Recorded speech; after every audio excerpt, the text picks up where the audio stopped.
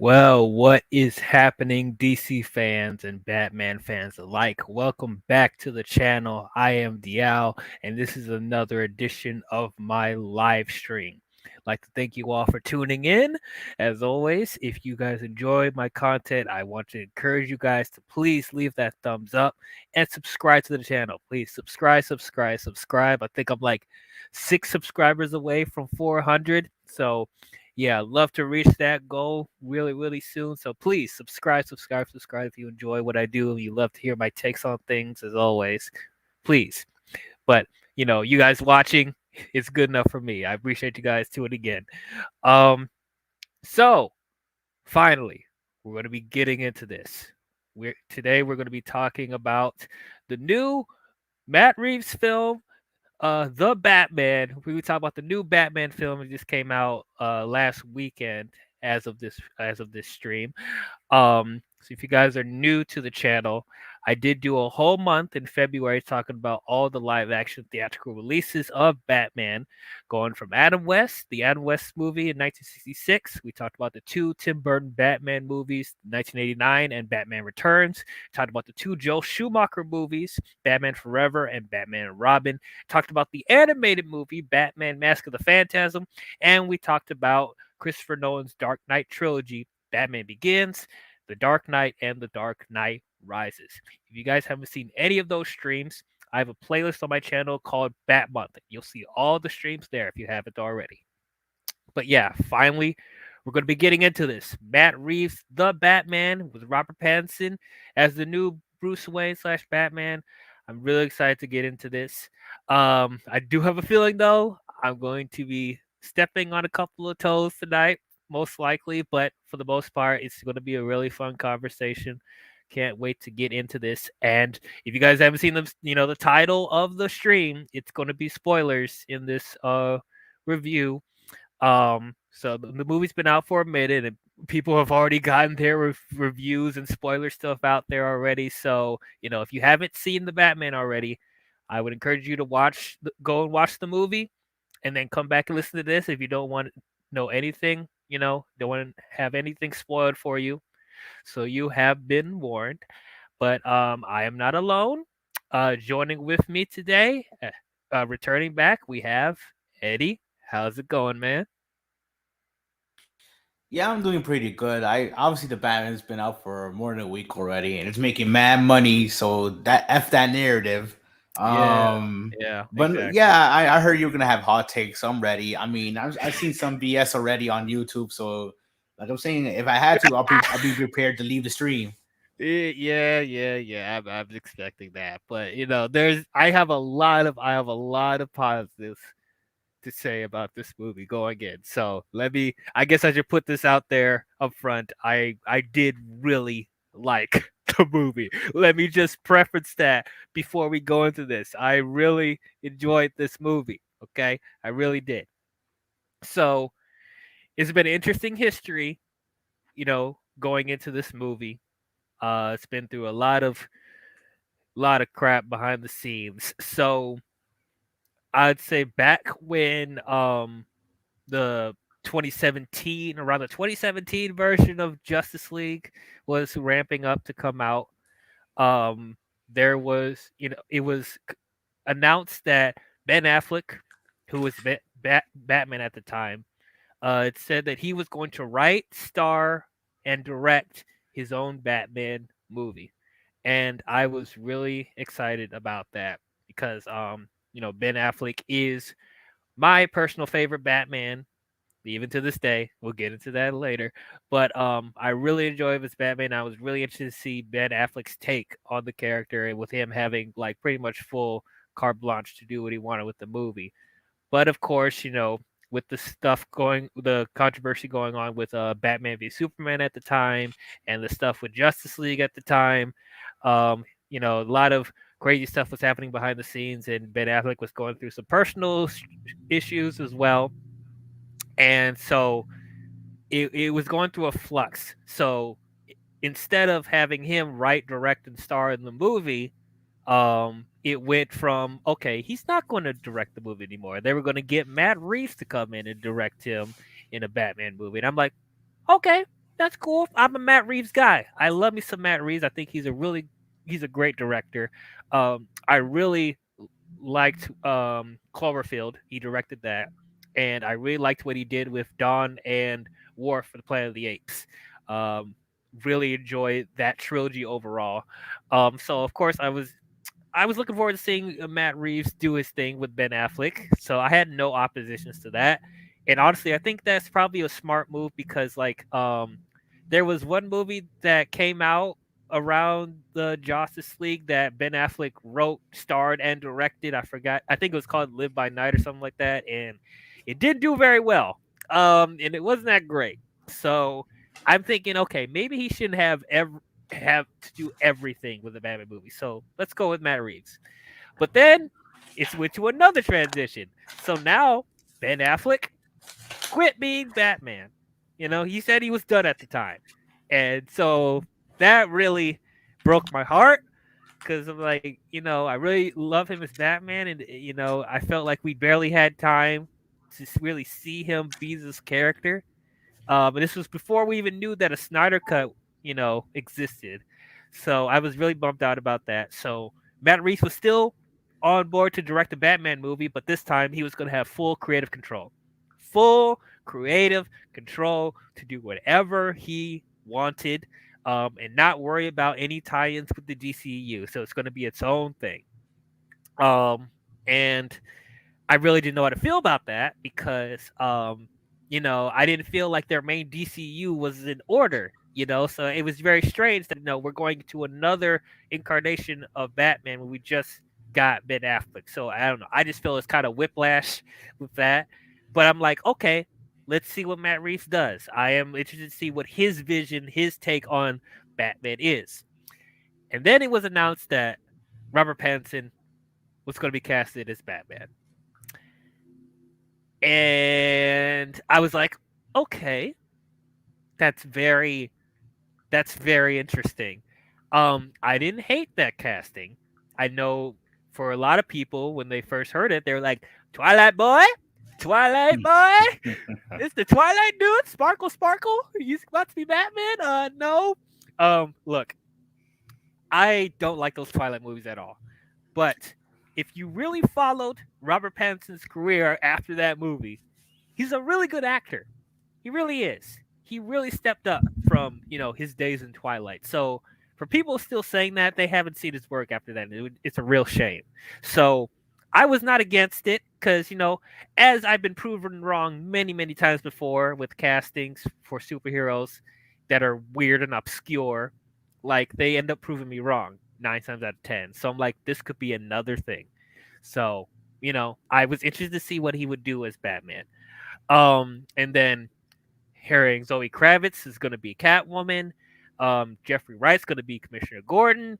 Paul Dano is the Riddler. I'm like, okay, you got my attention there. Like that's perfect casting for me. And then Colin Farrell as the Penguin.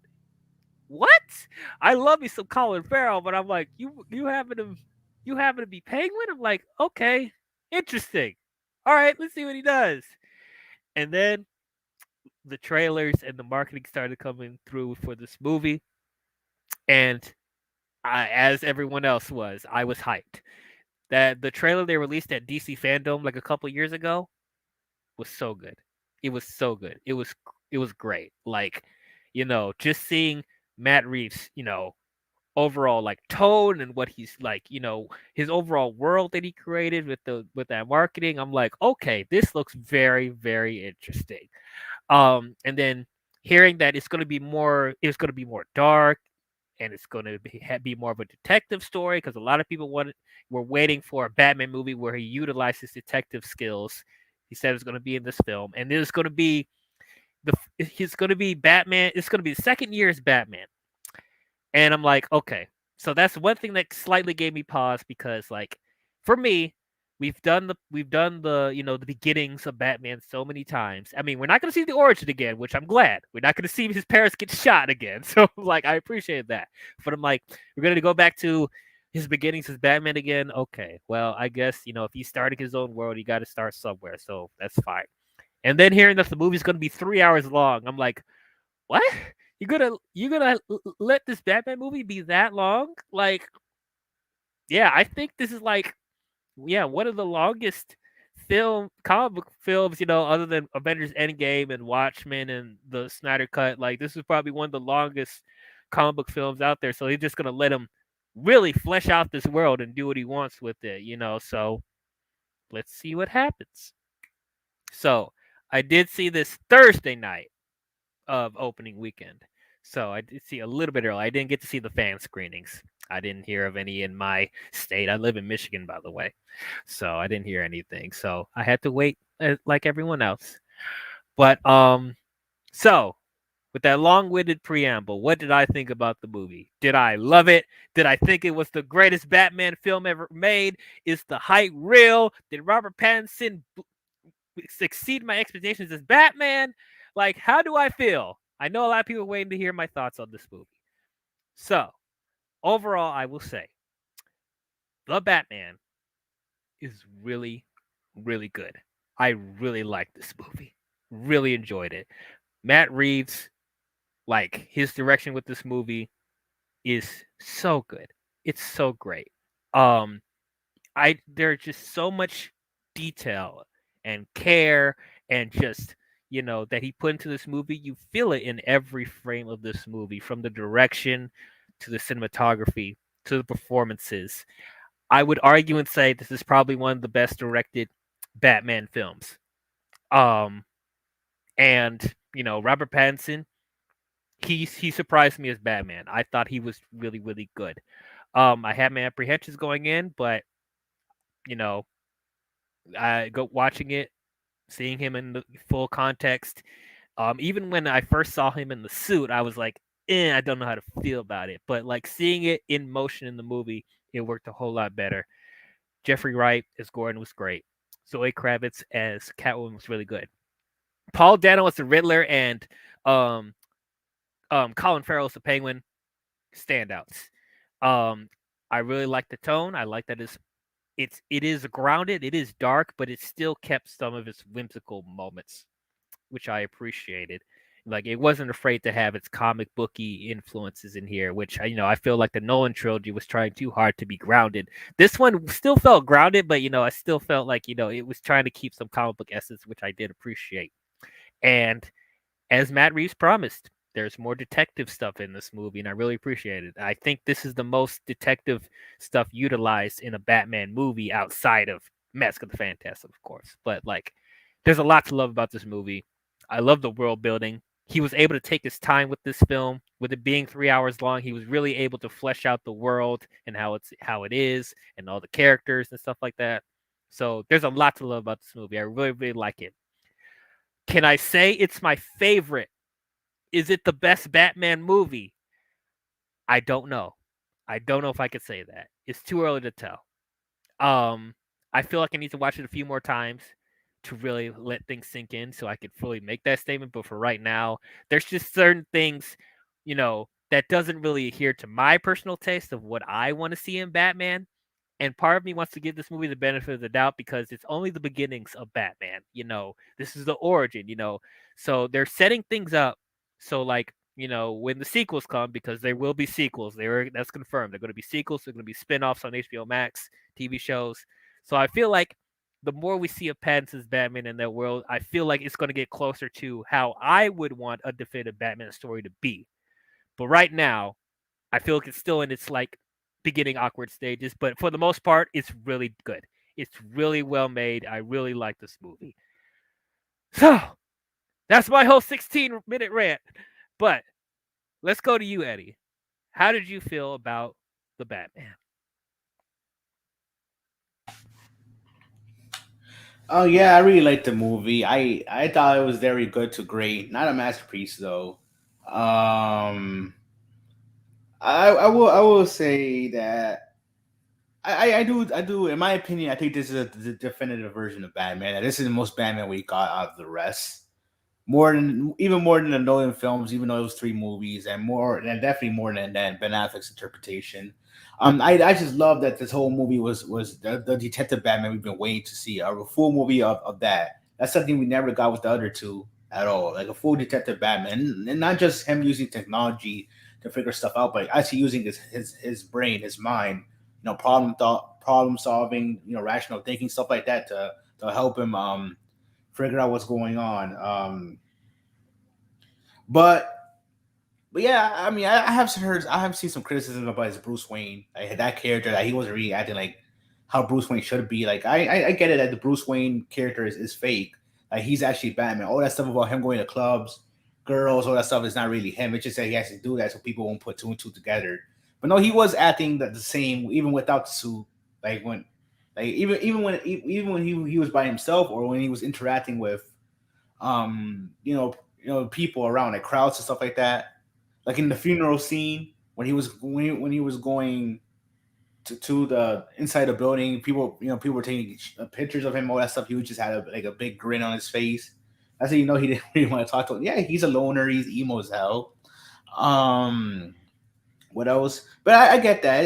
It makes sense for the story because he didn't really want to have anything to do with his family. I think the Waynes. All he cared about was the mission of help saving Gotham, fighting crime, and no, he did learn some lessons in the end. I'll get to that. But no, I really enjoyed the movie. I Zoe Kravitz's Catwoman is very good in my opinion. All the flirting, even the look. I get it that people she wasn't like full on Catwoman look, but it's good for like how it started. I actually do like that look a lot. Andy Serkis was good as Alfred, even though we didn't get that much of him. But I think he explained it because he was already doing something. I think he was. I think at that time he was doing Let There Be Carnage. So I think that's why he didn't. He wasn't in that movie that much. Yeah. And they explained it. Obviously, they had to explain it in the movie. So that's why they had that scene where he the bomb and he had to be in the hospital. So I guess that's why they did that with Alfred. If not, he probably would have been throughout the whole movie. But yeah, I like that. The Riddler was cool in my opinion. It was a great villain, a great interpretation of the character. That's way more serious. Even though I do like the comic one. The other ones we've seen in media, him basing him off a serial killer, Zodiac killer was cool. I thought it was interesting, and no, he definitely was interesting. I mean, he was weird in a couple ways too, but no, he definitely had those mannerisms and facial expressions you would get from a serial killer. Um, like I said, he was definitely um, was crazy. And the social media aspects to him, because obviously this is all spoilers. It's kind of weird that he was kind of like live streaming and shit, and he had like a following of people. Even his supporters in the end of the movie, the people that were dressing as him with the rifle shooting at people and stuff like that, they were his supporters from like I'm guessing places like probably like Reddit and 4chan or something. Yeah, probably. Probably because those they have some crazy people there. But no, that was cool. And then his riddles and even his death traps, all that stuff, like that bomb scene where the guy Coulson, I think that's his name, had to answer like the riddles and shit. But he was like, I know he didn't want to answer the last one, even though I would have answered. I don't care. But no, that was a very nail biting scene. I was like, in my head, I was like, guys, just say it. No, I don't want him to blow up. I don't want to see the scene of him blowing up. I mean, it happened anyway, but no, it was very cool. Commissioner Gordon, Jeffrey Wright, I think he's a great Commissioner Gordon. Him, in my opinion, the relationship and banter he had with Batman was his peak, in my opinion, and I think it's better than what we had with I'll say it 10 like 100 times better than J.K. Simmons and Ben Affleck, because we hardly saw any. And I would even say it's better than the Nolan films too. That's my opinion, but I really like that relationship of banter they had. I mean, they even had one scene when they were interrogating Penguin and they were finishing each other's sentences. Even Penguin commented on that too, so I was like, damn. And they had a good relationship, and it's only year two. Usually those type of Batman stories here, 1 year, two. Gordon's after him, and it's just like the rest of the GCPD. But no, he's full fledged friends with him already, stuff like that. And that's great to see already. That we don't have to see the Gordon being all conflicted about should I trust this guy or not. But getting to like the moral of the story or what's the purpose, I do feel like that Batman himself had to change and learn from the better about what was happening, because I do believe he wasn't selfish, but in a way he would save people, but he wouldn't really inspire hope. It was, even though he said it wasn't about vengeance, and it kind of was, because in a way, he was taking his job too seriously. He wasn't inspiring people to do better, or inspiring the people who are Gotham's hope for a brighter future. He wasn't really doing any of that. Even as Bruce Wayne, he wasn't holding auctions, charity fundraisers, none of that stuff. His parents were, but since they died, he hasn't been doing anything instead of being Batman. And in the end, he realizes that no, I had to do both. That I could inspire people as Bruce Wayne too. It's not only there's so much you could do just using your fist. He has to do other things besides that. So I think he did learn that lesson, and obviously be more not more soft, but more like what Catwoman's a good example. Yes, she is a criminal, but in a way she had a tragic backstory, and she definitely had it out. She didn't kill anyone. She didn't do anything to the extreme. Yes, she was robbing shit, but she wasn't doing anything bad. That's the stuff you had to realize, and I think he has to be in a way more softer to at least some of the cases when it comes to Gotham's criminal. I know he didn't do anything to that kid. Uh, that guy that plays Tim Drake on Titans, he didn't do anything to him. I thought he was getting his ass beat, to be honest. I But haven't seen it, so I wouldn't know. it is what it is. But that and in a way he was being kind of like too critical or too what's the word? Yeah, I can't think of the word right now. Too like when it comes to people's Too emotions. aggressive, too like Yeah, when it comes to vicious. I don't know. yeah, when it comes to people's emotions too, like the stuff you were saying to Catwoman, like when her I guess girlfriend, I guess, Anika died, he was like, well, your actions have consequences. And when he said that, I was like, ah, God, come on. Like damn.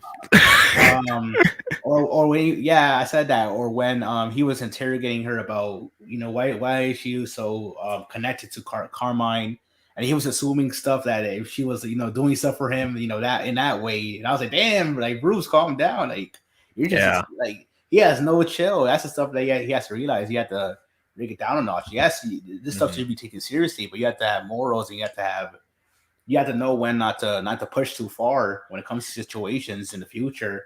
No, he did let her listen to inspire more people and to give hope and to see that there's two ways to help Gotham than just fighting crime at night and stuff like that, which is cool. Like it really was cool in the end when after Riddler flooded everything, everyone was struggling to get around with the debris, all that stuff. He had that flare.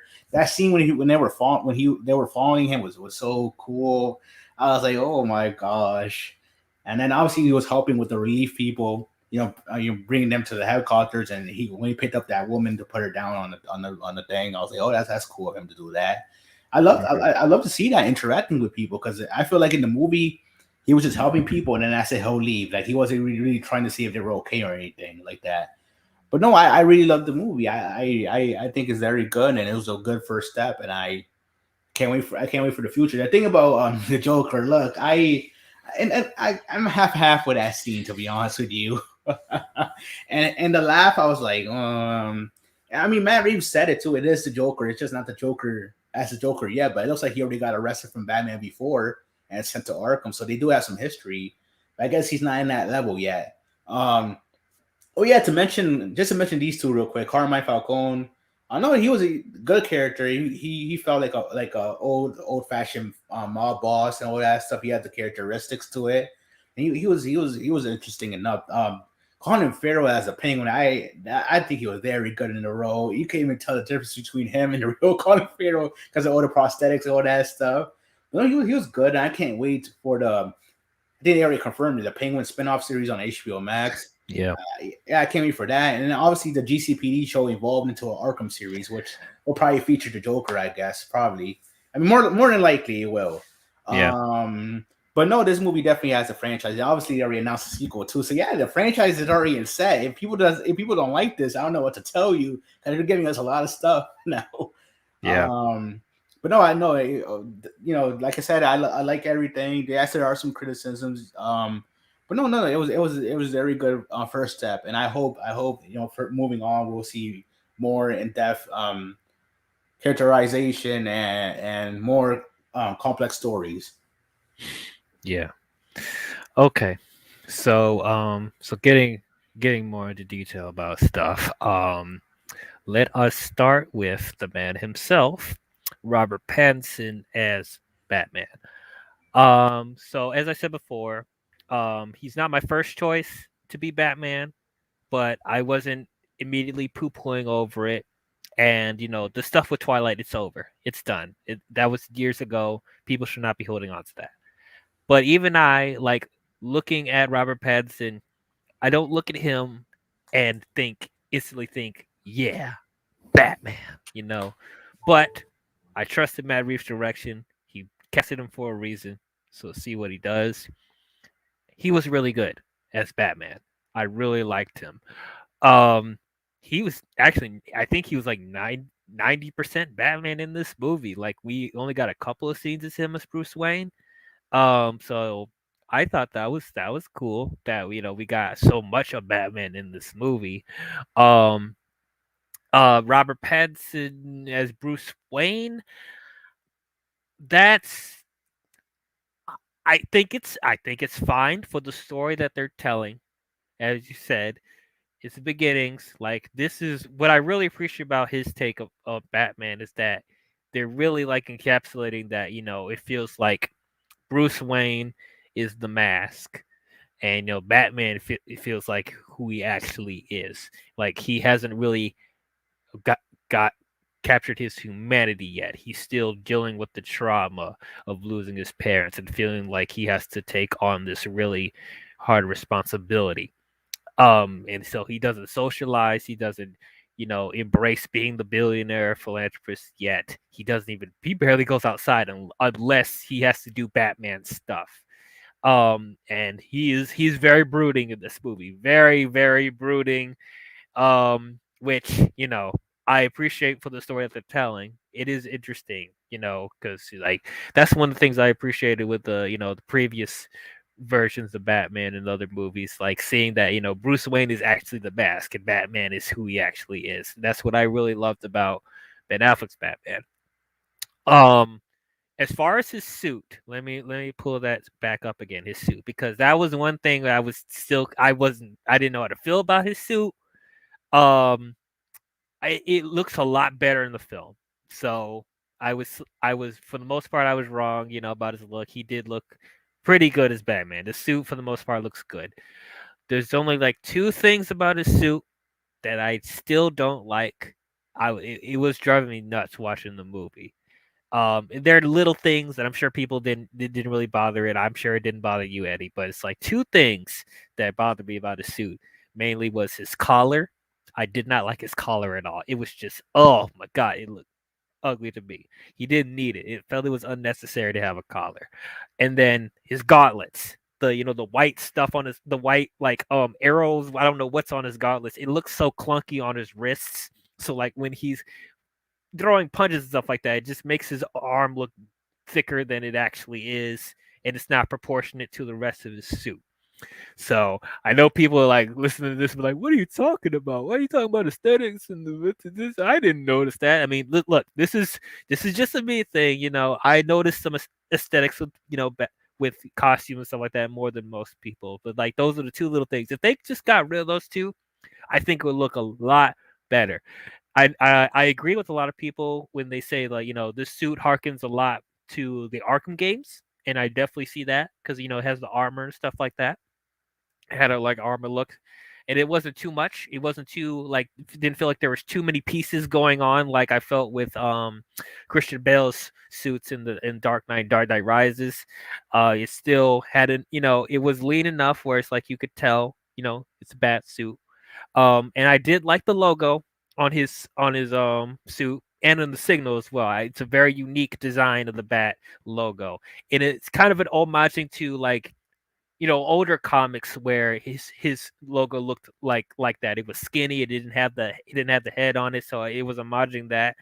And there were theories going on, and I think that I think it could be a thing. I don't think they confirmed it in the movie, but I could see it slightly, making sense that the um the stuff on his logo, like the metal thing on his logo, I heard was like uh the gun that killed his parents, like that. I heard that theory going around, and I thought that was really interesting. And I think it will make sense in this world. But he also uses that. He actually uses that. When he's helping people later on in the movie, he literally takes the stuff off his chest and uses it. I thought that was pretty creative as well. And what I also really liked, um, one thing that with older movies they just they ignore or make it or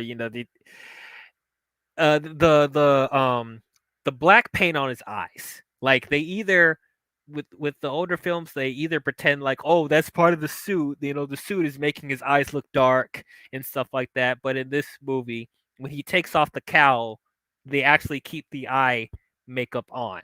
And I appreciated that little detail as well. I like that a lot. Um, and then I also liked his Batcave as well. Um, Looked really gothic. It looked very similar to stuff I would see in like animated shows. It reminded me a mixture of the animated series and the 2004 Batman show, like a mixture of those. Well, I see some like Bale influences here and there, but it's like really like the aesthetic. Like his whole mansion looks so gothic. It looks like something out of the Addams Family. I really liked his mansion as well. I like that they went all in with how dark and gothic and whimsical, like the architecture and stuff like that. So I really liked all that. What did you think about Pattinson as Batman? How did you feel about his suit? All that. How did you feel? The thing about it, when it comes to color, I was half and half on it, but in the movie I didn't even pay attention to it at all. I didn't care because the movie was so good, in my opinion. But the things around his arms, I still don't know what the hell they do.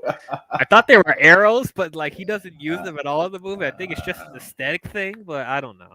Think it just look cool, I guess. Eh, I thought it was like a wait, wasn't it like a taser or something? Or did he do that? Did he use that I on think something he used else? it on his hands, wasn't it? Or did something come out of his wrist or something? Like I I don't know. know, I know he did grab someone and tase them. So did like the electricity come from them or something? Like Maybe. I had to go back and watch it when I do, but I'm like, damn, like where did that electricity come from? But anyway, it is what it is. Whatever. Yeah. Um, but no, I did like the bat suit. I did like the bat logo. And I did hear about that too, about the gun that killed his parents, stuff like that. I don't know if it is or not. Hmm. No, I did like the logo, how it looked. No, the bat suit, I didn't have any problem with it. Besides, like I said, I was half and half on the neck area, but I didn't care that much. I will say this: when it comes to the cape, I'm kind of like that it's not like a actual, like when you do the thing, it's like the actual glider, like the bat Nope. He has a squirrel thing. suit in But this no, he movie. has, yeah, it looks more like a flying squirrel when he does it. I'm like, Yeah. come on. I guess they're going for more realistic, I guess, but I was like, come on, like Yeah. you really couldn't do that.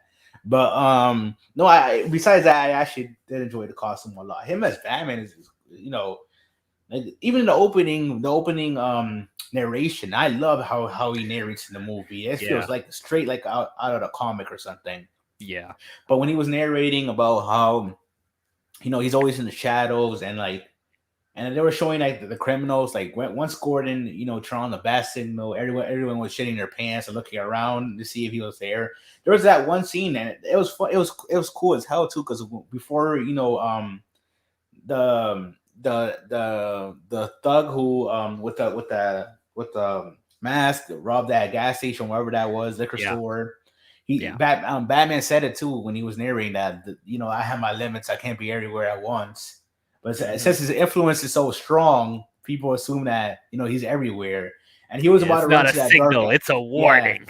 yeah, and he was about to run to that dark alley until he thought about it. He was like, Batman could be in there. Obviously, it wasn't, because he was all the way a hell across the city. But Yeah. that's kind of cool how people be second guessing once they Hmm. see the bad thing. They're like, oh hell no, he's probably after me.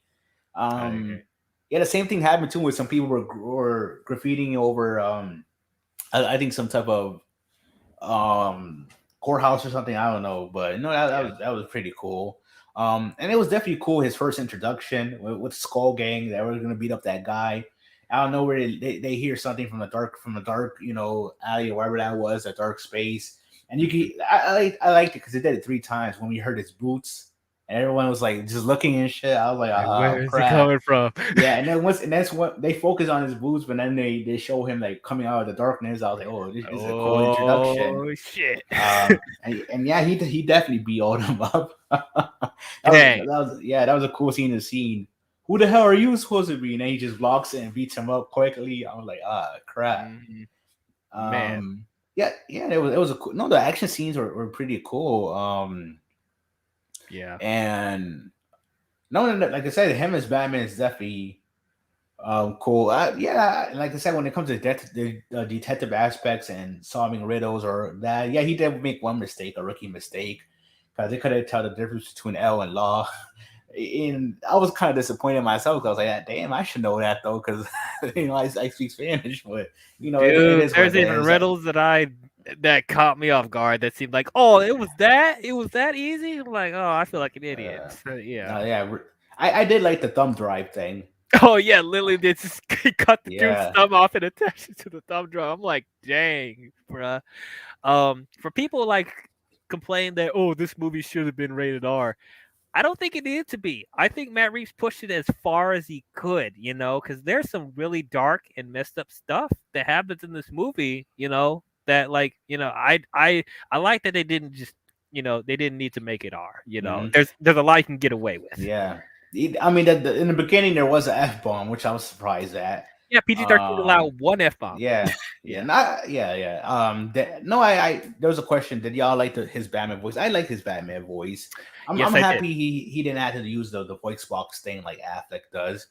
He went the Nolan routine, but without the actual scratchy voice that he has. Like all he had to do was just deep it down. Like Nolan, I mean Christian Bale just did a whole other thing when it came to the Batman voice. But yeah, like no, yeah, like Patterson just he just had to lower his voice to talk when he was Batman. But no, I did like his Batman voice. Vengeance. I was like, oh crap, oh. Yeah, I liked his voice as well. What I really liked about his delivery is that, for the most part, he didn't need to yell. He just made his voice deeper, and it's like he wasn't like being breathy about it, but it's like he wasn't like using so much of his diaphragm when he's speaking, so it didn't feel like he was you know like straining his voice when he's Yeah. talking. So I I was, I was, yeah, no, I do, but I will say this: that scene with the Riddler interrogation when he's already gotten, what have you done? I felt like he kind of did have like the same in the yeah. same time you try to do the low voice, but like he's supposed to scream at the same time. So it's like, damn, like Yeah, that's probably the uh, one part where I was yeah, like, okay, I don't know about that. I really wish they would, since they introduced the the voice thing in the Snyder's movies, I wish they would just incorporate that more. I think that would help it not be. It would take less work to actually work on the bat voice, but I get they want more of a performance from the actor, I guess. So it's fine. Like Pat said, I think improved a lot from Bale stuff. We'll see if he keeps that consistency with the sequels. I hope Matt Reeves doesn't come in and be like, "Hey, you know what you did with your voice in the first movie? Do that times 100." I hope that doesn't happen. But like, I like his voice. I agree. Another thing we touched on is the detective stuff. Now, I was excited to see that because we all want more detective stuff from Batman. But at the same time, from the trailers and stuff like that, seeing how aggressive and like vicious he is and like, you know, he's all brooding and stuff like that, I was wondering like how is this dark brooding emo Batman going to be a detective? Like is that really going to work? Like but man, it worked. I really like the detective stuff he was doing in this movie. He actually utilizing his detective skills because he is the world's greatest detective, and you see that in this movie. And like normally with me, because I normally don't like detective shows or detective movies, like they put me to sleep a lot. But like there's few exceptions, like there's Sherlock Holmes and Batman, of course. But the detective stuff was really interesting, especially when he's doing it with Jeffrey Wright as Gordon. Jeffrey Wright was great. I thought he was a great Gordon. He was so good.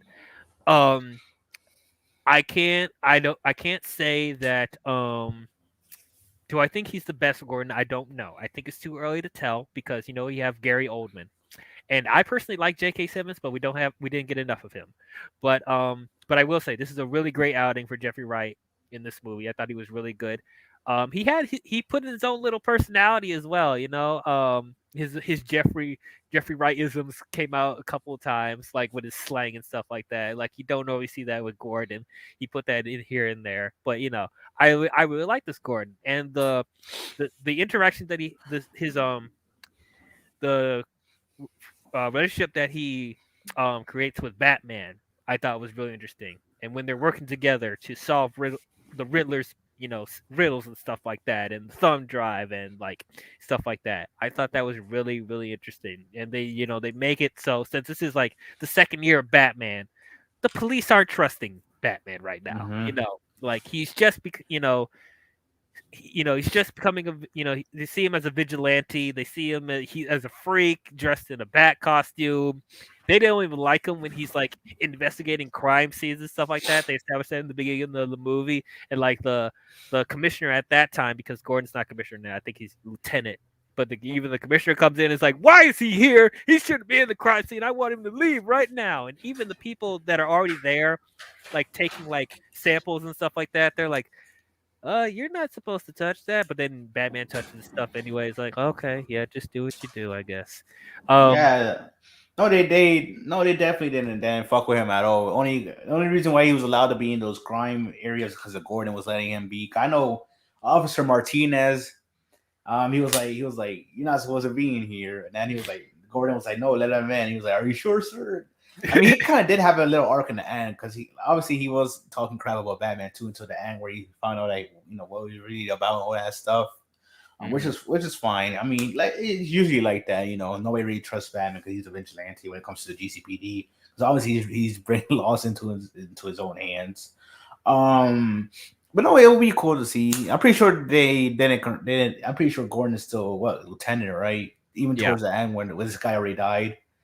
yeah, Um, I mean, I know the chief of police showed up, and I would that scene, I was scared as hell for Batman because there was like 30 cops in one room, and he was just there like looking at him and stuff. I mean, he was knocked out until he woke up, but then he punched like two police officers for trying to touch him, trying to take his mask off or something. And I was yeah. like, damn, this guy is.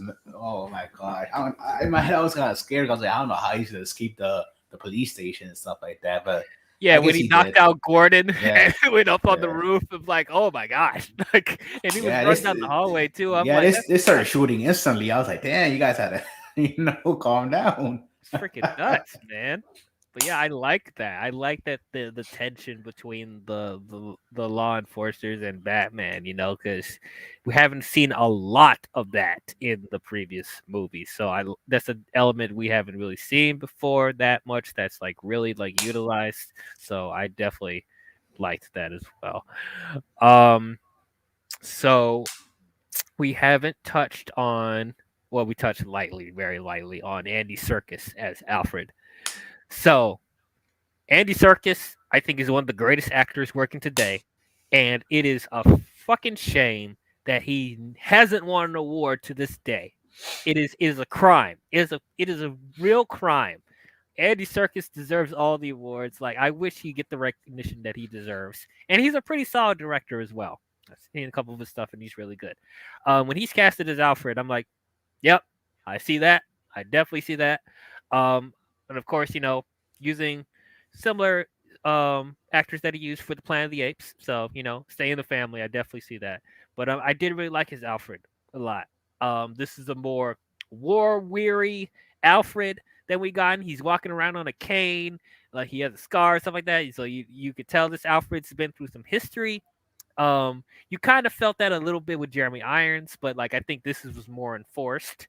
Um, but yeah, I did like him as Alfred, and I did like the dynamic between him and Bruce. Um, as always, Bruce being so like obsessed with his Batman stuff, and he like Alfred trying to bring him back to humanity, and like him trying to have him be more mindful of his family name and stuff like that, and Bruce not caring about it. But I did really like that. And there's like a couple of times where Bruce would be short with him, and it's like I could tell like Alfred wanted to like put him in his place like numerous times in the movie. Like there's like even like at the beginning when like he's like I said, when Bruce is being short with him and talking about I don't care about my family legacy or whatever, you could just look the look on Andy Serkis's face and the way he's talking to him. I'm just like, oh man, this dude raised you. Show some respect, man. But yeah. As you said, I wish there was more of him. He's only in a few couple of scenes and he gets hospitalized, which yeah, you brought up the fact that he was probably working on Venom, Let There Be Carnage, so he wasn't able to be in it that much. But it was fine. It was fine. I'm sure we'll get more of him in the sequels as well. But yeah, really good as Alfred. Once again, the undefeated streak of every actor who played Alfred is good. So the streak has not been broken. Thank you very much. Um, and then moving on, let's talk about actually before we get more into the actors, let's talk about the aesthetic of Gotham. Um, man, uh, I really like his vision of Gotham. As I said, it's really dark. It's grimy. It's gothic. It still has some modern sensibilities to it as well. I really like the architecture of Gotham. It is unique from what we've seen before. With the Nolan films, even though it was shot beautifully, it didn't fully feel like Gotham to me. It felt like Chicago. Um, and then with the Schumacher and Burton movies, they were trying to be more like comic booky and whimsical with their architecture, which I did kind of miss. But they want to be more realistic, which I understand. And then with the Snyder films, they were trying to be kind of mostly realistic too. But in this one, like I thought it was a good mixture between the gothic aesthetic and having realism. Um, and like I said, I really like the architecture of this as well. The one criticism I may have with it is I thought it was lit a little too dark, just a little bit. There's a Wait, what was too dark? the cinematography. There was Oh, a I thought you meant Gotham. I was gonna say, are you crazy? That's no, supposed to no, be. yeah, not talking about the tone. Not talking about the tone. No, Yeah, no, yeah, no. yeah. Talking about how it's lit. It's just it's a I little dark, too dark in I places. will say that there's that, and then some yellow too in it too as well. Yellow, red. Yeah. It kind of reminds me. Look, I think it makes more sense for Batman, but it kind of reminds me of Snyder for Zack Snyder Justice League. How obviously the lighting was it was kind of darker than the other DCU movies, which is, I mean, it's fine enough. I don't complain about it, but it's like I hope like you can say what you want about look, and I still like it. I still like the movie, and I still like the color graduation and all that stuff. Well, however you say the word, but Color when it grading. comes to Joss, yeah, when it comes to Joss Whedon, is obviously his had the color, and I did appreciate that because they should stand out with the colors they all have in terms of color. I'm not saying in terms of quality. No, I get you. I get you. I get you. Yeah, I mean it is what it is, though. It's whatever. But I do believe when it comes to the Batman story, it makes more sense for it to look that way. But Mhm.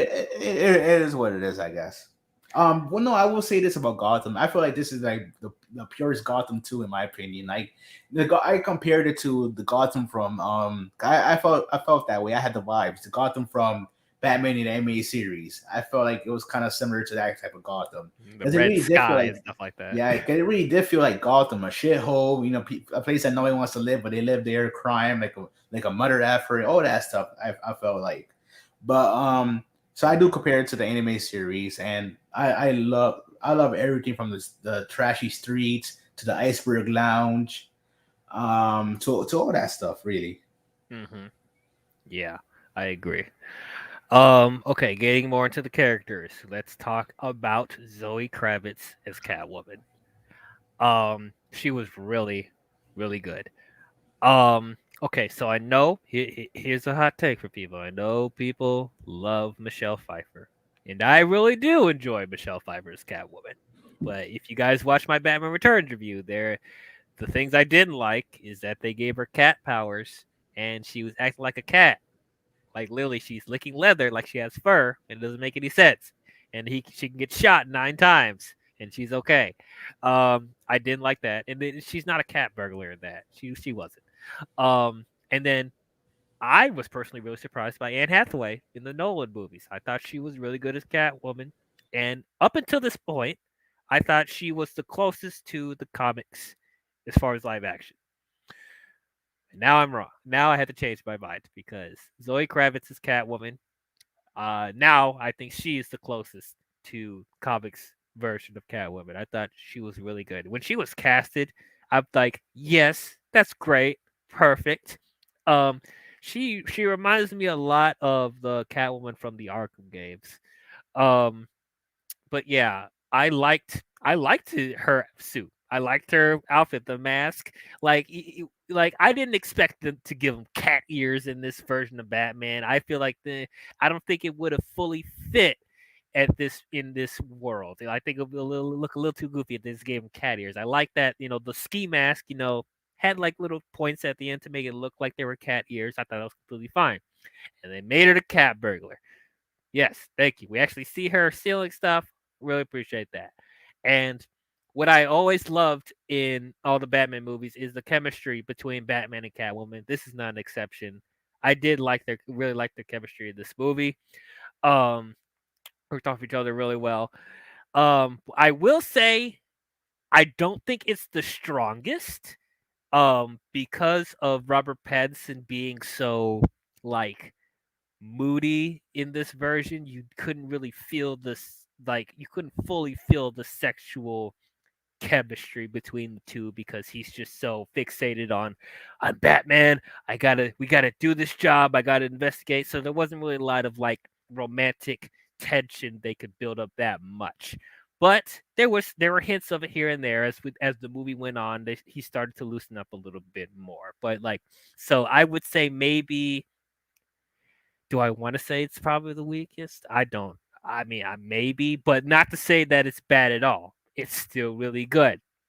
It's still great, but it's like I felt like there was more to be desired when it comes to their romantic stuff because they were pushing that a little too quickly in this movie, because I felt like it was more about like Batman tried to solve the mysteries of Riddler and then the Falcone stuff. I felt like that was taking more center stage, and so it didn't have a lot of time for Kravitz and Pattinson to really, develop the relationship. So when they kissed towards the middle ish third act of the movie, I'm like, I don't know if I buy that yet. I don't know if I buy that, but it's okay. Oh, and they technically gave her claws, like her fingernails were sharp. So I like that they gave her claws again because Anne Hathaway didn't have any claws. Um, but yeah, glad they gave him claws. But yeah, I really like Zoe Kravitz's Catwoman. I liked her a lot. Zoe Kravitz, I think, is an underrated actress. I feel like the projects that she chooses aren't the best, but as far as her as a talent, it's there. It's definitely there. I just, I feel like she had yet to really, show herself as an actress. I think this comes close. Her as Catwoman, there's a lot of potential with her. But yeah, that's how do you feel about Zoe Kravitz's Catwoman in this movie? No, I said it. I said it in the beginning. I love her as Catwoman. I think she is my favorite. She does in a way feel like the Arkham Catwoman. I do agree with that. But no, I love the way she was in this movie, the flirtatious stuff, even in her own complex story. I know I made a video a couple hours ago because some Snyder people were talking crap on Twitter about it, saying that she had no story, she had no character, she didn't even looked the part as Catwoman. I was like, hell no, like from everything. It reminds me of the year one Catwoman with the clothes she was wearing, the wigs, her working at a club, stuff like that. It really reminded me of much of that Hmm. story, and obviously it makes sense because it got inspiration from that, and like the Long Halloween and stuff like that too. Yeah. Um, but no, I really enjoyed her interpretation of the character. I love it a lot, and I hope to see her in the future. Um, Hmm.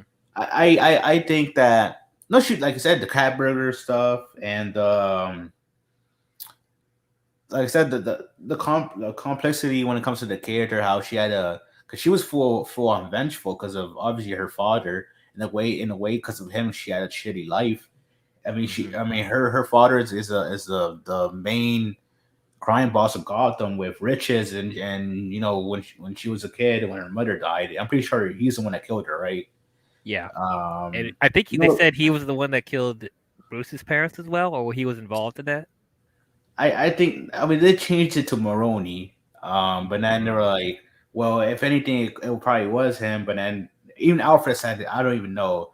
So I think he probably was planning to you know do something about Thomas Wayne after he found out that Carmine killed the reporter that was gonna snitch on the on Martha for being an ex Arkham patient. And Mhm. that's kind of effed up. Because I love how they made her Arkham, and then she comes from the Arkham family, but it's kind of they kind of did her dirty Yeah, for actually Martha. having her. Yeah, Yeah, Martha they kind Wayne. of did Yeah. her dirty for actually having being an Arkham patient too, even though your family owns the place. But um, Yeah, I really like that we see like a more darker side of yeah, Bruce's parents, like the history of yeah. like, oh, they're not really as great as people thought they are. They have a dark past. They tied No, with the mafia and are patient in Arkham. That's really interesting. yeah, no, I agree with that, the dark side, but he definitely he didn't want that to happen. He didn't want the reporter to get killed, and they said it too. Alfred said it too. He was brought to report to the police about it, but then both of them ended up dead. Yeah, But even Alfred said it. He doesn't know who did it. But so I think, like I said, Carmine probably was gonna do something about it, but then Joe Chill probably beat him to it or something like that. yeah, You know, it was just least expected for him. You know, out of all the troubles, now he had to worry about a guy coming out of nowhere with a gun, I guess. yeah. Um, but no, I do believe that I did love that aspect of of the Wayne family, and then going back to Catwoman, 'cause obviously she had to learn that you can't be vengeful. That if you're no better than him, if you take his life, and don't ruin your life by killing him. It was something like that. I can't really quote him, Batman in the movie, but no, it was really good. Her how her character had to change. Um, I'll say in a way I'll say for the better, but at the same time it's like, well, did she really learn her lesson? I mean, yeah, she didn't kill him or anything. Like I don't think she forgave him for everything because obviously, like I said, she should have grew up in a rich in a life of ease because of who he is. Hmm. She said it that when the services came when her mother died, he didn't even claim her as his child or anything. I was like, damn, and he knew about it too. That's the even dirty part. But Hmm. it is what it is. Yeah. The one thing about Catwoman's development that I felt probably could have been better was the stuff with her roommate, her friend, whatever. I felt like that I didn't really care as much about that as I did with the Falcone stuff. I think mainly because like I don't feel like we get enough scenes with Selena and her friend for us to really care about, her stuff going on. Cause like, when she gets killed in the movie, like I was like, oh, that sucks, but like I'm like, okay, let's move on, and they were kind of pushing that a little hard, like towards the middle of the movie. Um, and I feel like that could have been used more to develop the stuff between Batman and Catwoman or Catwoman and Falcone. But like outside of that, didn't have much issues with her. Um oh, how did you feel about her leaving Gotham at the end? I mean, it's probably nothing. I'm sure she'll come back. But like yeah, how did you feel about her leaving Gotham in the first movie?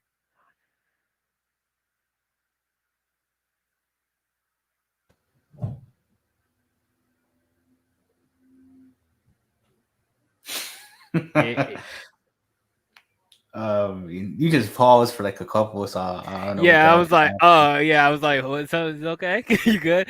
Um, but yeah, how did you feel about Catwoman leaving Gotham in the first movie? I'm sure she's gonna come back, but it's like, No. I do believe she'll probably come back. I mean, I wouldn't be surprised if she doesn't show up in the sequel. To be honest with you, um, Mhm. to let it last a few more when it comes to her eventual return. But no, it is what it is. She said that she doesn't see Gotham as worth saving, or that it will never change. It will still be a shithole. Full of crime and stuff like that, which is probably true when it comes. I mean, Batman definitely reduces crime to a lot, and he helps with the corruption. Fixing it. But I mean, even he said it in the beginning. I think he was having doubts, and I think he even said it. It was probably like a never ending fight battle that he was losing, which it is what it is. I mean, in every story, not to talk shit about the character of Bannon, but in every story, that's pretty much how it is. He fights crime, but Gotham never really changes. I It mean, is what that's it the truth. is. That's true. Yeah. No um, matter when it comes to year 1, 2, or year 20, especially with Ben Affleck's Batman, he was doing this shit for 20 years and Gotham still the same. So it's still the like, same. damn, bro. Yep. Yep. Ben and Beyond, it was probably like 50 years. Look at Still have problems. that. Oh man. By the way, I hope we get Batman Beyond one day. Just saying, if you got Michael Keaton there, it's literally right there. But anyway, with Batgirl, right? oh Batgirl, oh Batgirl. Well, we'll see how that goes. Um, but moving on, Colin Farrell as the Penguin. Man, so good, so good, man. As you said, I did not see Colin Farrell in that makeup, like at all. He was a completely different person in this movie. And I should expect great things because this is Matt Reeves who did the Planet of the Apes movies, and like they made me convinced that they're real apes talking. So this must be child's play for him. But like, I thought Colin Farrell was great as the Penguin. I did want more of him. I felt like I feel like he's there to set up his show and stuff like that, and he did have connections with Falcone, of course. Um, I like that he was part of the same mob that Falcone is in, working for him and stuff like that. Um, and man, this is what I wanted from Penguin, not that weird ass mutant Penguin man that Danny DeVito was playing in Batman Returns. I didn't like that at all. This is how the Penguin is supposed to be. Yes, like he had the pointy nose, he's fat and all that stuff, but that's the most that he resemble as a penguin, man. This is how a penguin's supposed to be. Like this movie, it almost feels like Matt Reeves saw my review for Batman Returns and how I was criticizing Tim Burton's take on Catwoman and Penguin, and he was like, "Oh, you didn't like that? We're gonna do it right this time. Don't worry, Diao. We're gonna do it right this time." It's literally what I felt like in this movie. Like Catwoman and Penguin, so good. I really liked him. And he had some entertaining scenes with when Batman is interrogating him at the club and stuff like that, and of course the the shootout that leads to the chase with the Batmobile. We'll get to the Batmobile soon. But yeah, I liked all of that. I will say this: when we eventually get to the Batmobile, I know I heard some criticisms about the chase sequence, how lots of people died, and they're trying to say it's someone's fault, even though it's not. But it is what it is. We'll talk about that later, I guess. Yeah. But yeah, Colin Farrell's the Penguin. I thought he was great. And I like that New York accent that he was giving. It fits so much. Um, but yeah, how'd you feel? How'd you like Colin Farrell as Penguin? Yeah, I thought he was excellent in the role. Like I said, you can't even tell that's Colin Farrell. He gave a good performance. I think he is a definitive Penguin, to be honest, in my opinion, more than Yeah. Danny DeVito was with his mutant ass. And then Yeah. what else did we get? The Penguin from Gotham. Oh God. Um, it wasn't that bad. What else? I think those are the only ones I can recall. I mean, I know the Penguin exists in Justice League. It just it was just a reference. But Yeah. True. yeah. I mean, so does the Riddler too, I guess. And Zack Snyder was planning to have him just too or something like that. I don't remember. It was storyboards. Yeah. But we saw the Riddler graffiti and BBS towards the end when they fight each other. But Hmm. no, the Penguin was pretty good. Like I said, that spin-off series is probably peak when with I guess Penguin taking control of all of Carmine's assets since he's dead. But Mm. I did kind of think it was funny that scene where Carmine was about to get arrested and the Penguin comes on over. You rat, enjoy Blackgate. My head was like, ah, you're talking so much shit now that he's about to get arrested. Uh-huh. I mean, to be fair, I mean, in a way, he was kind of being a bitch about it. But in my head, I was like, I mean, he did take out his gun though to shoot him after he said something back at him. In my head, I was like, well, you waited this long, so obviously your snake ass was playing this shit the whole time for him to get arrested, or at least for him to get caught doing wherever he was. Because even though he was the second in command, you could tell he had those aspirations to be bigger than what he was. Yeah, I'm saying like if he just held back that one time, like not pull out the gun so abruptly, I think he would have got out scot free and became the new head gangster mob To person. be fair, he didn't shoot him though. That was the Riddler who shot him with the rifle from. And it's kind of Oh yeah, stupid how yeah, how his house was there the whole time. The yeah, Riddler's house was there the whole time and no one even noticed. It's like, damn, yeah. that's crazy. He was living there the whole time. The whole friggin' time, like really, guys, all this detective work and you couldn't find out where he lived. Yeah, because Batman went to it was right next to the Iceberg Lounge, and Yeah. Batman went there like 3 times throughout the story, and he that ass was that Riddler's house was right there. This thing, he stuck in or broke in 3 times in the movie, and he still didn't figure it out. The first time is Batman, the Yeah, second time is Bruce Wayne, the yeah. third time he just stuck in. I'm like, still didn't find out, but I thought that was funny. Like, the times that he went to the club, like, the first time when he was Batman, he literally knocking on the door, and then the twins open. And is like, you know who I am. I heard like the twins may be like a homage to Tweedledee and Tweedledum Yeah, that's what in I the heard too. comics, which I would be definitely down for that if they were those characters. I think it fit. Um, but yeah, man. At first, I didn't care at all about the Penguin TV show, but after seeing his performance, it got me intrigued. It got me intrigued to see it. Um, Now moving on to Paul Dano as the Riddler. Man, man, he was so good. He was so good. I have a soft spot for Jim Carrey. I'll admit it. Yes, he was goofy. He was over the top, but I felt like he was a great homage to the Riddler from, a mixture of the animated series and the Adam West show. So I thought he was a good Riddler for that time period. But like Paul Dano, he came in and it's like, this is the Riddler for this time, like for the modern era. So I would have to say Paul Dano is the definitive Riddler. Um, I really liked that, we heard this comparison many times that he's compared to the Zodiac Killer and stuff like that. And I really like that approach with the Riddler. I like that his costume is just like a raincoat outfit with the mask and stuff like that. And he has the glasses over it.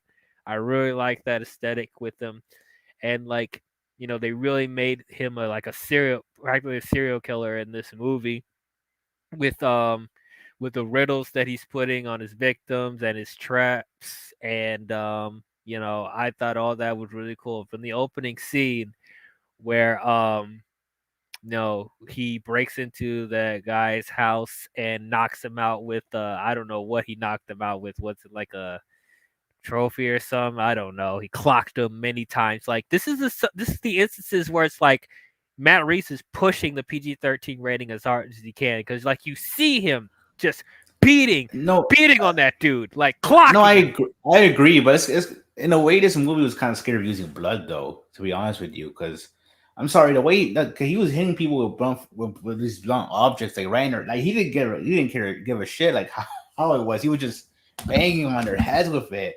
I mean, Yeah. I guess for Cole sending it was just to knock him out, but 2 other times, no, he was full force, doing some serial killer shit. It was like there wasn't really that Mhm. much really blood. Like they weren't really showing it in moments where there should be blood. I mean, that's the only thing that's keeping it from being R because you can get away with stuff if there's no blood. Like if you remember in the Dark Knight, people getting shot point blank and you see them getting Yeah, shot numerous times and there's no blood. yeah. So that's how they Yeah, get it is. away It with is it. what it is. It is what it is. I don't think they'll ever make a rated R live action Batman movie Um, because they want the kids and the families to see it. Even though and I don't, China. and China, of course, yes, but I really don't know how you can market this movie to kids. This is not a kids movie.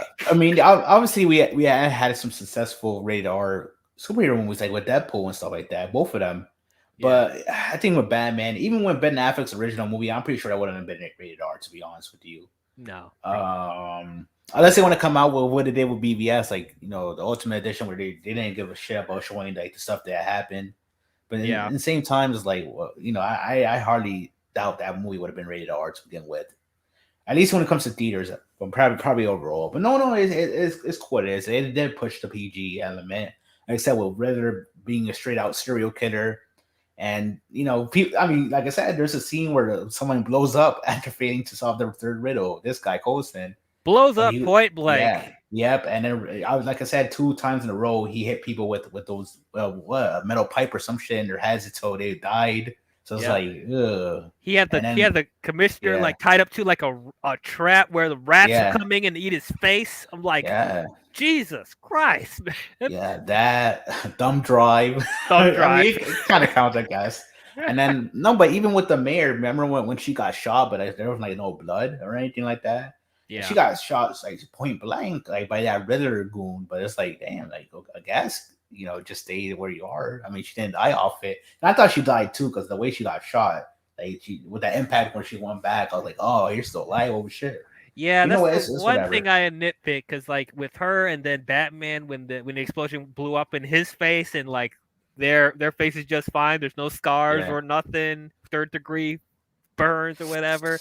So I'm like, I know. okay. It is what it is. I It guess is when it what comes it to is. it's plot armor, probably. I Yeah. mean, to be fair, it makes me think about it, and it's funny how this budgets are the same too. With Black Widow, how Yelena did the same thing with the propeller, but she didn't die either. And to be fair, like, look, at least Batman has that armor protection. It's bulletproof. It's more made of materials that would make sense that they can survive a blast by itself. I don't know what person wearing them, but all she had was just a regular ass, a vest and some, So I don't know how she, that explosion was like right on her. I don't know how Right she didn't there. like go to, burst into pieces or something like that. But yeah, like I said, Yeah. it's plot armor when it comes to Batman. I guess he has to survive this stuff. Because he's Batman. I Yeah, will say there are some really cool shots because he gets shot a lot in this movie. Like yeah, he does. so I really like as you said the action set pieces in this movie really cool, especially when he's getting shot in Yeah, point blank and he's just walking it off and then goes to beat his ass. Like I think there yeah. was one scene where they were in total darkness and all you saw was Hmm. the gunshots going off and him walking towards them. Like that's some really cool shit right there, Yeah. man. To be fair, I know some people say, and I think there's some criticisms that Batman shouldn't be able to get shot because of how quick he is, how he's quick he is to evaluate the problem and take everyone out in the shadows before they even see him. I mean, I think it's more realistic. I mean, if you have a bulletproof suit, you should be expected to get shot a couple times probably. I Yeah, mean, he he's did not get shot a lot, but superhuman. it's like he did get shot a lot, but it's like like I said, the whole suit was protecting him. Obviously, these people are too stupid to shoot his face, which is Yeah, it's like shoot him in the mouth. like yeah, like the area that's actually showing like if they were actually smart, if they actually shot him in the mouth, it'll probably turn out like how Blackguard turned out in the beginning of the Suicide Squad when they shot his face off. Yeah, That would have been Batman. The thugs were smart enough, but it is what it is. yeah, man. Um, dang, I lost my train of thought. That's okay. Um, okay, so I guess we could talk more about the I remember what I was gonna say. Like yeah, he's not Spider Man. Like he Yeah, can't just dodge every bullet that he yeah. can. Like he has to he does have to wear armor just in case, because there is a chance that he will get shot. And it's like he can't dodge everything. He's a ninja, but even ninjas can't dodge everything. I mean, Um there's bullshit in the DCU too. I mean, I'm not trying to sound like an asshole, but that warehouse scene where Batman set up the shot after the flamethrower with KGBs and that whole room got fired up. I don't know. yep. Yes, he had a cape with Martha and all that stuff. In my house, like even with a fireproof cape, I still think your ass would have been affected by the fire, especially when you had to use because the cape isn't that long, but the fact that you had to use it on another person too is like, it is what it is. Yeah, Affleck, I guess, plot armor too. yep, just It's like in whatever. Batman Forever when Yeah, Two Face set off that explosion in that abandoned building, whatever, and he used his cape to yeah. cover up from the Like, flames. So like, like I what? said, I guess the cape is flame proof. I'm just saying, like, the fact, like, it would have been made sense if he would just use it on himself like this, but the fact that he had to use it on another person too at the same time, it's like, it is what it is. I guess It's a the long whole cape. yeah, I guess it's a long cape, and I guess obviously the whole suit is fireproof. I guess, but still, it's like no damage at all. Not even like your face, like some ash on it or like some weird shit. Like, Nope, because he's whatever. Batman. It is what it is. He's not Superman in that Capitol building scene where that shit went to, I th- flames. Or yeah, I think the only movie where you actually see like scars and stuff on his yeah, face is like in Batman '89 when he crashed the Batwing at the church and he's getting out of yeah, debris and you see him scarred up on the yeah, face and stuff like that. So yeah. I I wish they mean, I did that will. more. I mean, I don't know. I mean, no, he definitely did get hurt. I mean, remember that scene where when he used the wingsuit and obviously he busted his ass and it's like, Yeah, it was yeah, like he oh did. my leg. No, that was like the biggest. I don't even want to call it an epic fail. It's something else, but it's like no, he definitely like he ate the dirt when he did that. Like no, it wasn't even funny. It was like boom, and he was already like something has to be broken. Yeah, yeah, definitely, definitely. I'm going to talk real quickly about John Turturro as Falcone. hmm He was really good. He was really good. hmm John Turturro, I okay, I haven't seen everything that he's in, so I'm sure hmm he's better in other movies. But like, I'm coming off of his performances in the Transformers movies and Exodus: Gods and Kings, and I'm like, no, I'm not a huge fan of him. Nah, I wasn't. But look, seeing him in this movie, he was really good. Like John Turturro, as I said, I haven't seen the other movies that he's done or other if he's in shows or whatever. But like, it shows that he can really do a good performance. I was really impressed by him. Um, I thought he had his intimidating moments. He had some good charisma. I liked the chemistry with him that he has with Penguin and Catwoman and Batman as well. So he didn't feel out of place. He didn't feel goofy. He actually felt, as you said, like a mob boss, something out of The Godfather. Felt some influences with that, definitely. But yeah, I thought it was really good, and they really making him like prominent in the story with him causing all a good amount of shit going on in the movie with Catwoman and even some stuff tying in with Bruce's past and stuff like that. I really liked that. Um, I didn't expect they would kill him in the movie. I thought they would, leave him alive for like, future stuff like that. But like, well, is what it is. It's fine. But I thought I thought he was really good. How'd you feel about John Turturro as Falcone in this movie? Yeah, like I said, he felt like a classic mob boss, all that stuff. Hmm. Crime syndicate, leader, whatever he was.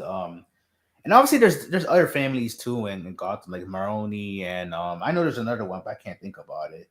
But no, there's other obviously there are other families, other people who are in charge. It's just that he was pretty much he was definitely like the definitive mafia boss. I mean, he owned the DA's office, the GCPD. They're all on his payroll. He definitely owned the city, but obviously there was other people too that were in battles with them and stuff like that. But he definitely had the most influence in Gotham, definitely. But no, he was good for what he was. It is a shame that he did die. I'm not gonna lie, 'cause I didn't expect him to die in this movie, but it is what it is. That's the only reason why Penguin could take over because he has to be gone. Yeah, Um, and to be honest, I think in most iterations, Penguin's not even working with him. He's doing his own thing, trying to be his own person too. It's just yeah, that since those families were there for so long, that's why Penguin can't make a difference because they've been running Gotham for years or decades already. But no, it was cool for the power to shift in the end, I guess. But no, I did love him in a role. I think soft spoken, but obviously he is a monster with stuff he's done. But no, it was cool to have him soft spoken, have that act as if he was like a chill enough person. But no, you saw it. Like obviously what he did with what Maria Kyle, I think is Selena's mom's name. Mhm. And obviously Selena himself, he was about to, choke the life out of his own daughter. And he Yeah. didn't give a shit about it too. He was like, I mean, to be fair, she was shooting at him, so it's like, what can he do? But no, he didn't give a shit. And obviously he didn't give a shit about her when he was a kid. Like I said, when social services came, he didn't even do anything. Mhm. His death leaves a power vacuum for Penguin and other villains to take. Yeah, Penguin's. That's why they don't have that Penguin spin-off series, so he can take those assets for himself and get his own thing running. Mhm. How'd you feel about them making Falcone the father of Catwoman? I mean, in some iterations there is like that to it. How Falcone is it's a Yeah. dad, or they allude to it, but they don't say it. But no, she flat out said it in the movie that no, that he's my dad and all that stuff. I mean, they say that all the time.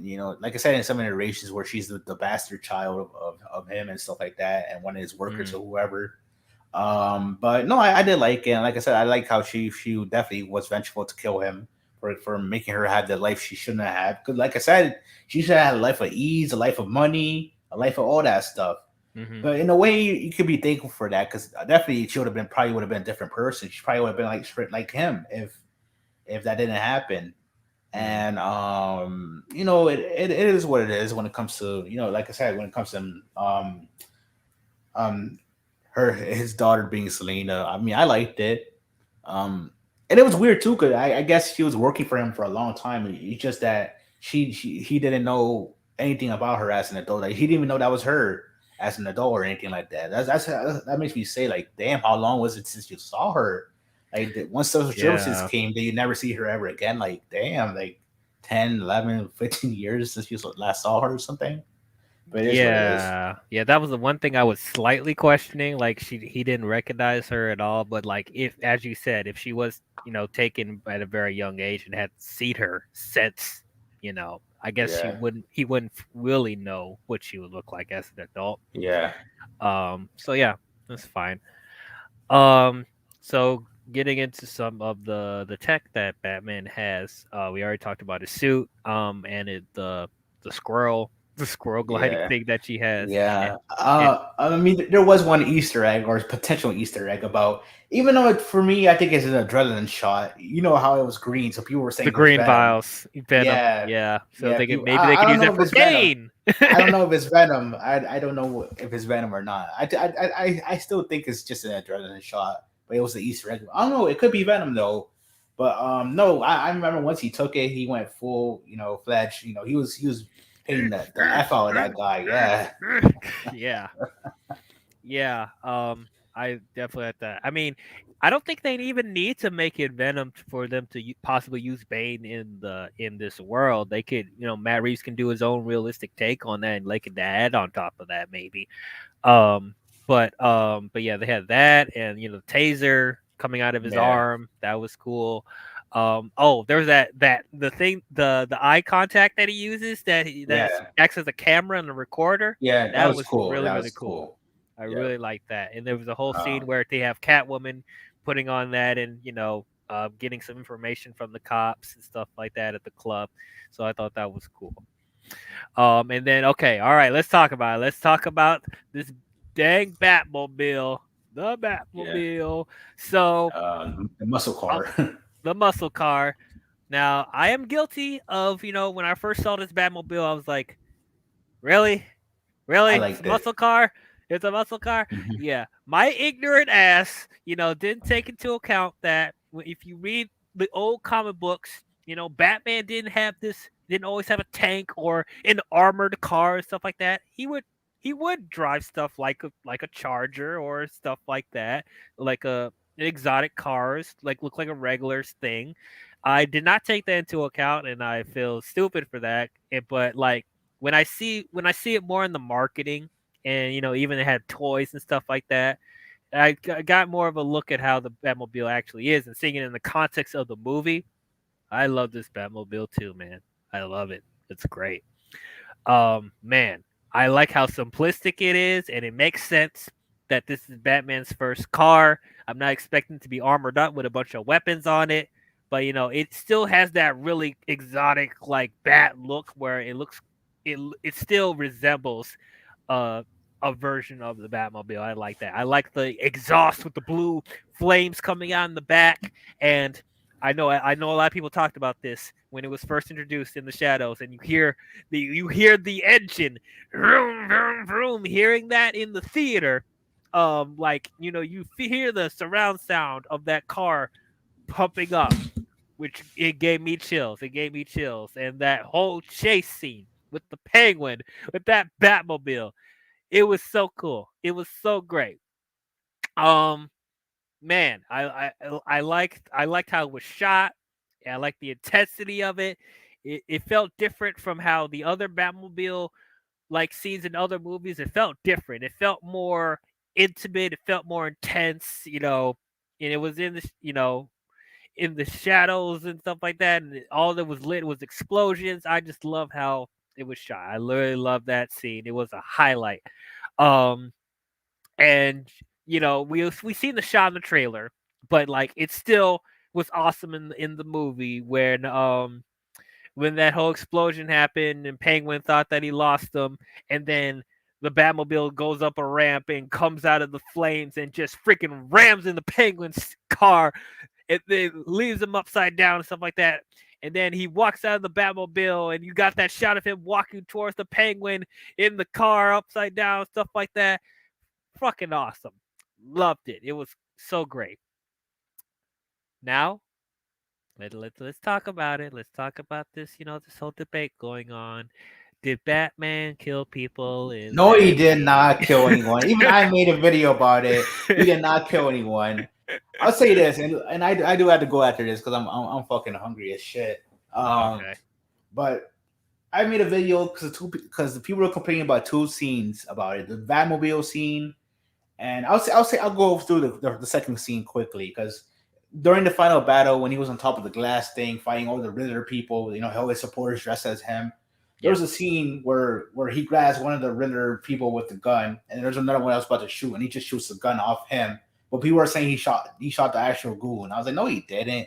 He shot the gun, and then the impact made the goon fly off. But since they were all tied up to something like hang to something, obviously he wasn't the fault of his death. But he did not shoot that person. And when it comes to the interstate scene with Batman chasing the Penguin. Look, I get it. The gas truck, lots of people that, yeah, definitely the driver died, and obviously the people who were surrounding there died, and obviously Batman used that as a lever to jump before the blast so he could look cool. All that, whatever it is either here or there. But people are saying that they're trying to use it as a technical way, saying if it wasn't for because look, Batman was dodging all the cars during that scene. Penguin was the one that was hitting shit, so it's his fault. But people were saying it's Batman's fault for even making the chase happen to begin with. And I will say, in a technical way, I guess you could see it that way. But no, he did not kill anyone. That was Penguin's fault for all that stuff that happened during that Batmobile chase. And yes, probably like a big handful of people died during that scene. I'm not gonna lie.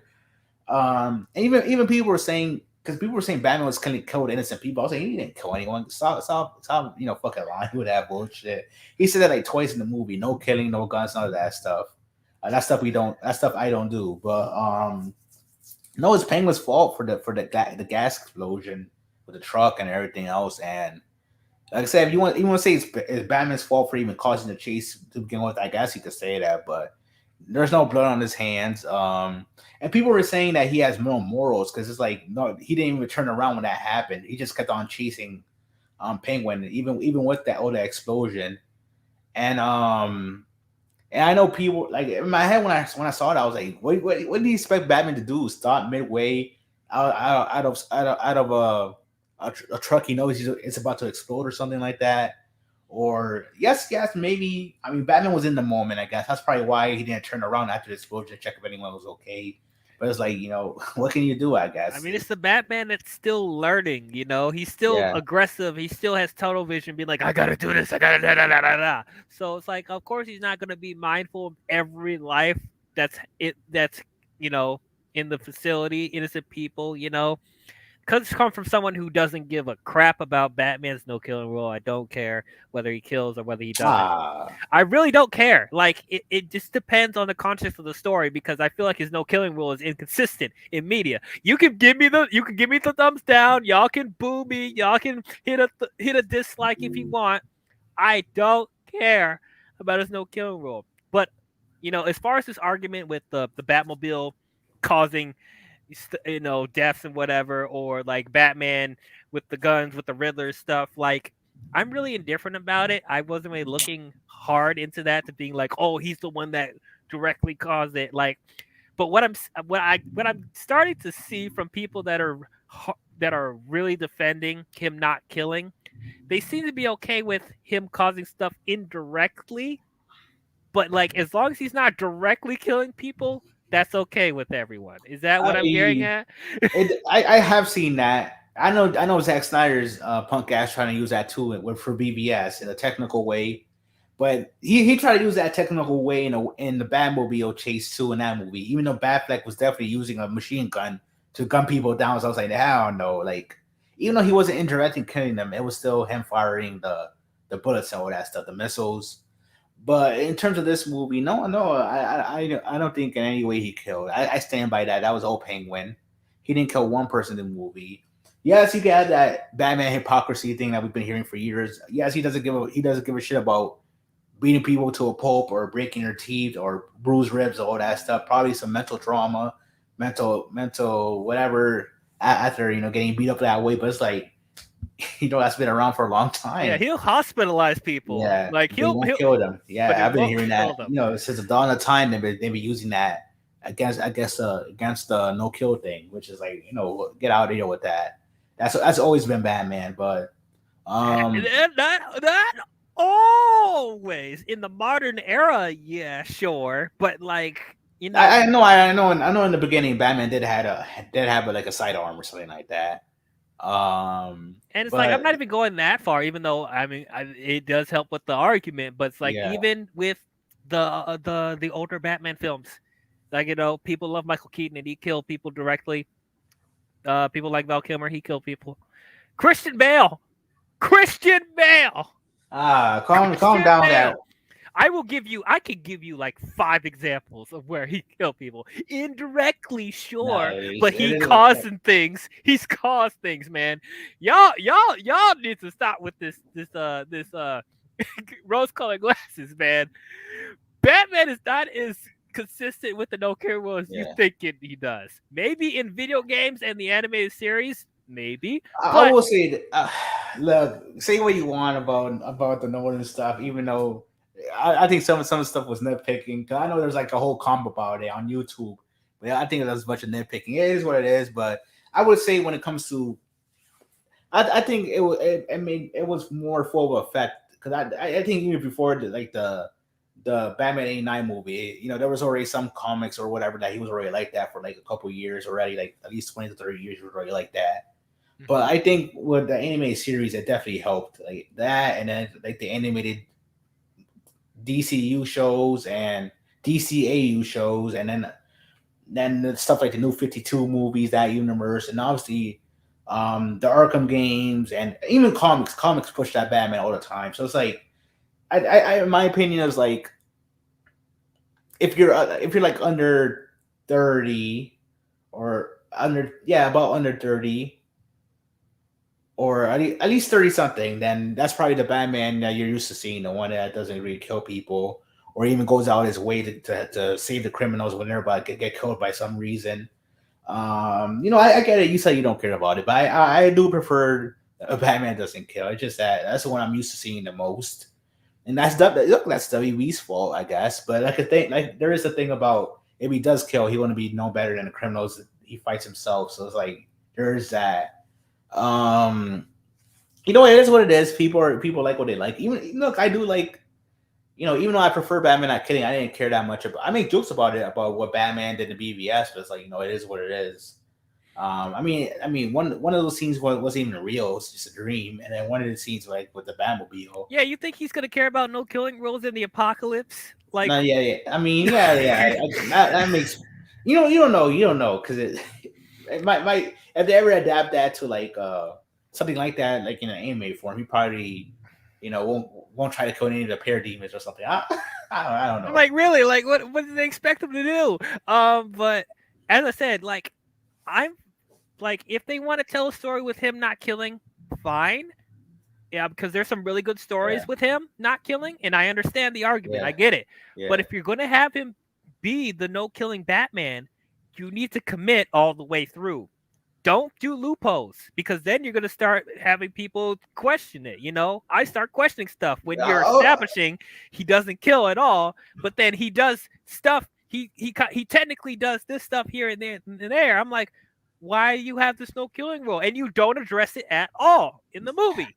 You don't address it all in the franchise. You just this one occurrence happened, but nobody wants to ignore it. But he's all about I'm not killing people. If you're gonna have that rule, be consistent. But uh, if he does kill, I'm I'm okay with it because I don't feel like he goes out his way to kill everybody that he fights. He's not doing it gratuitously.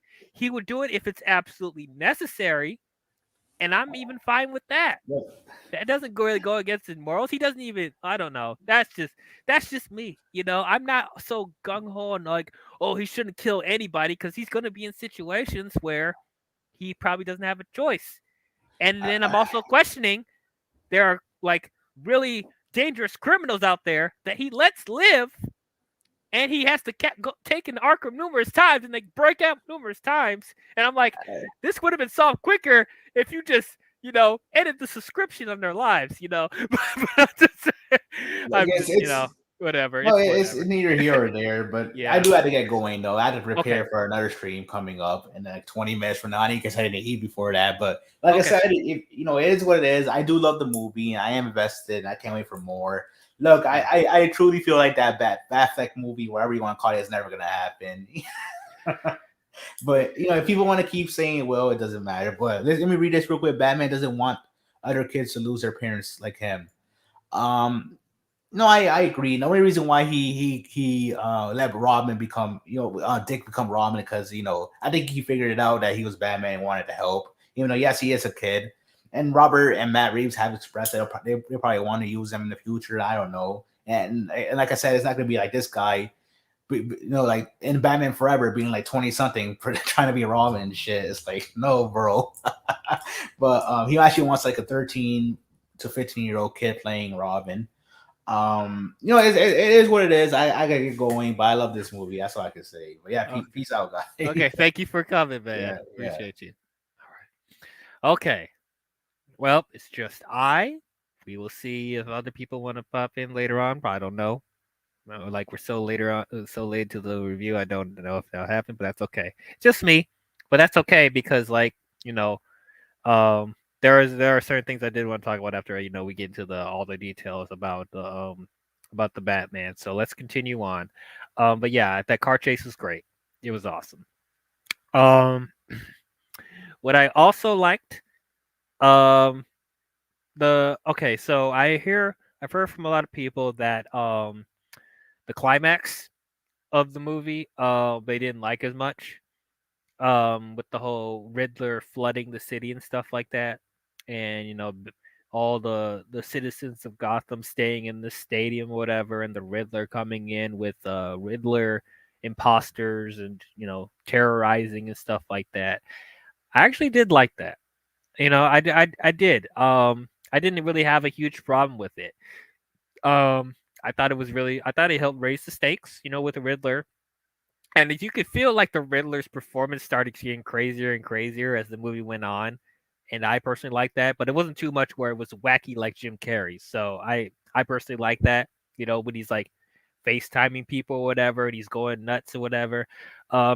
You feel like he was trying to, that Paul Dano was capturing the a little essence of Jim Carrey and animated stuff and Adam West, whatever.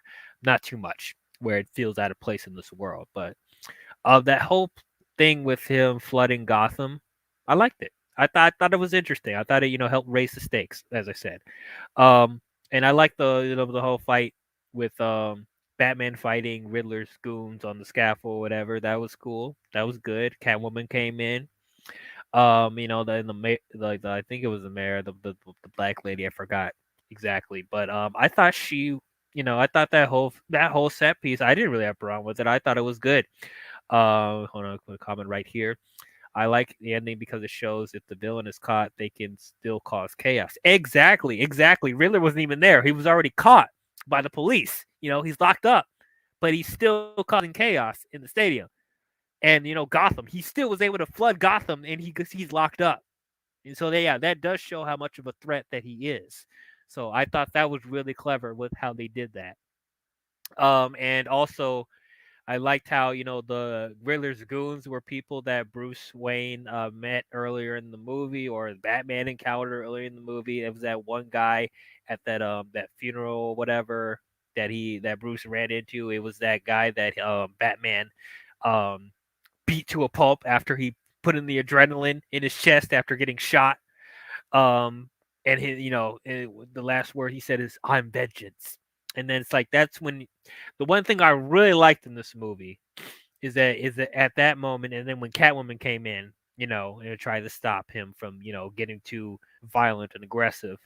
Um, it's when Batman started to get a realization that um him being like this symbol of fear is not going to really change the state of Gotham. It's at that point that he feels like he needs to be more of a symbol of hope for the city. And I like that at the end they were slowly incorporating that with his character, that he doesn't always want to be like a scary figure. He wants to, he wants to bring the best in Gotham. He doesn't just want to strike fear in the hearts of people who terrorize the city. Because that's not going to make any change. Kind of getting some influence from Superman, the whole, being the beacon of hope or whatever. So, I see what you're doing, Matt Reeves, but I like that. I definitely like that. And it was definitely showing how, how Bruce Wayne is going to change as a character going on into this franchise, that he's going to be not as aggressive, he's not going to be as vicious, he's not going to be as moody. So I like that it's slowly starting to see that transition of him getting more of his humanity. So I definitely really like that. And there was definitely some symbolism going on there with him turning on the flare and leading the citizens of Gotham in out of the flood and out of the wreckage and stuff like that. And you see all the people following with the flare, and it's like there's symbology there. And then when the paramedics and stuff were coming, and she was helping this one lady get on a helicopter to to get medical treatment. The lady was holding on to Batman or whatever, and Batman puts his arm on on the lady or whatever, showing that everything's gonna be all right. I like that. I really like that. That's a side of Batman we don't really embrace that much anymore, because we just see Batman as this scary figure that that just terrorizes criminals, and that's all that he is. But I like that they showed another layer of Batman in this movie. So I'm really interested to see how Robert Pattinson's Batman transforms in the sequels. How he changes as a character. I really like that. Um, okay, so anything else I want to mention? Is that all the main details I want to talk about? Um, I think, I think it is. I think it is. Okay. Oh wait, oh wait, no, no, no, silly me. Let me talk about the stuff with the Joker at the end. Okay, so the ending scene when well, one of the ending scenes when Paul Dano's locked up in Arkham, and next to his cell is a mysterious figure with, it looks like his face is disfigured or whatever, and he's talking to Paul Dano, being like, "Don't worry, you messed up, and it's like it only makes us human," whatever he said. It's like, if at first you don't succeed, try again, whatever. Um, okay, so here's the one thing that kind of bothered me about it. Um, Look, I understand that Joker is the most popular Batman villain, probably one of the most popular DC villains. And, It feels, Warner Brothers feels like it's expected to tease something from the Joker in these movies. But for me, I'm sorry, but I'm getting tired of it. I really am. Look, I love the Joker. I think he's great, but you know, I'm just getting irritated with the fact that these Batman movies feel obligated to tease Joker all the time. I understand he's popular and you want to leave that Easter egg out there to establish that there is a Joker out there, you know. And I know people eventually want to see Batman face Joker in the movie. But here's the problem. Batman has the best rogues gallery in comic books, in my opinion. One of the best rogues gallery in comics. And it just feels very short-sighted that they always go back to Joker for the most part. It's like it almost feels like they don't have any confidence in Batman's villains. And, if they actually they actually see how great his the slate of villains are in, the Batman lore, I don't feel that we need to resort to Joker this quickly. Now, I know Matt Reeves said before, and John Bart mentioned, is mentioned in the comment, like, hopefully that he's only a minor role in the next film. Let other villains get some shine. I 100% agree. I don't want to see him as the main villain in the next movie. Even if he didn't show up in the third film, I wouldn't bat an eye because I feel like Matt Reeves needs to take this opportunity to flesh out the other villains in his rogues gallery. It's time. Like, I'm tired of us going back to the same thing over and over again. If Matt Reeves really wants to do something different with the Batman property, this is the way to do it. And I really appreciate it in this movie that, I mean, even though we've seen Catwoman, Riddler, and Penguin in movies before, you know, I like that, he's actually trying to get closer to how the characters are from in the comics and stuff like that. And it's like, they're actually giving other villains their time to shine. They're actually, showing that they're just as interesting as the Joker. And I hear in the sequel that Matt Reeves really wants to do Mr. Freeze. And I'll be really happy about that because Mr. Freeze is personally my favorite Batman villain. If it's not him, then it's just Two Face. And I do hope Matt Reeves does Two Face in a Batman movie as well. I think that'd be great because they both need justice. They both need justice. Mr. Freeze and Two Face, they definitely need, redemption and like accuracy for live action. But like, I'm really excited to see what Matt Reeves does with Mr. Freeze. I think that would be great. Um, I hear he's probably going to try to do more of a grounded take on him, which I mean, we'll see how it goes. Maybe it'll work for him. But I personally say embrace some of the whimsical stuff with that. I say go for it. But I'm really looking forward to seeing what he does with Mr. Freeze and just seeing them tease Joker again because they teased Joker in Batman Begins, and then we got Joker full fledged in the Dark Knight, and it just feels like they're retreading similar stuff from other movies, and I feel like they didn't need to do that. They didn't need to.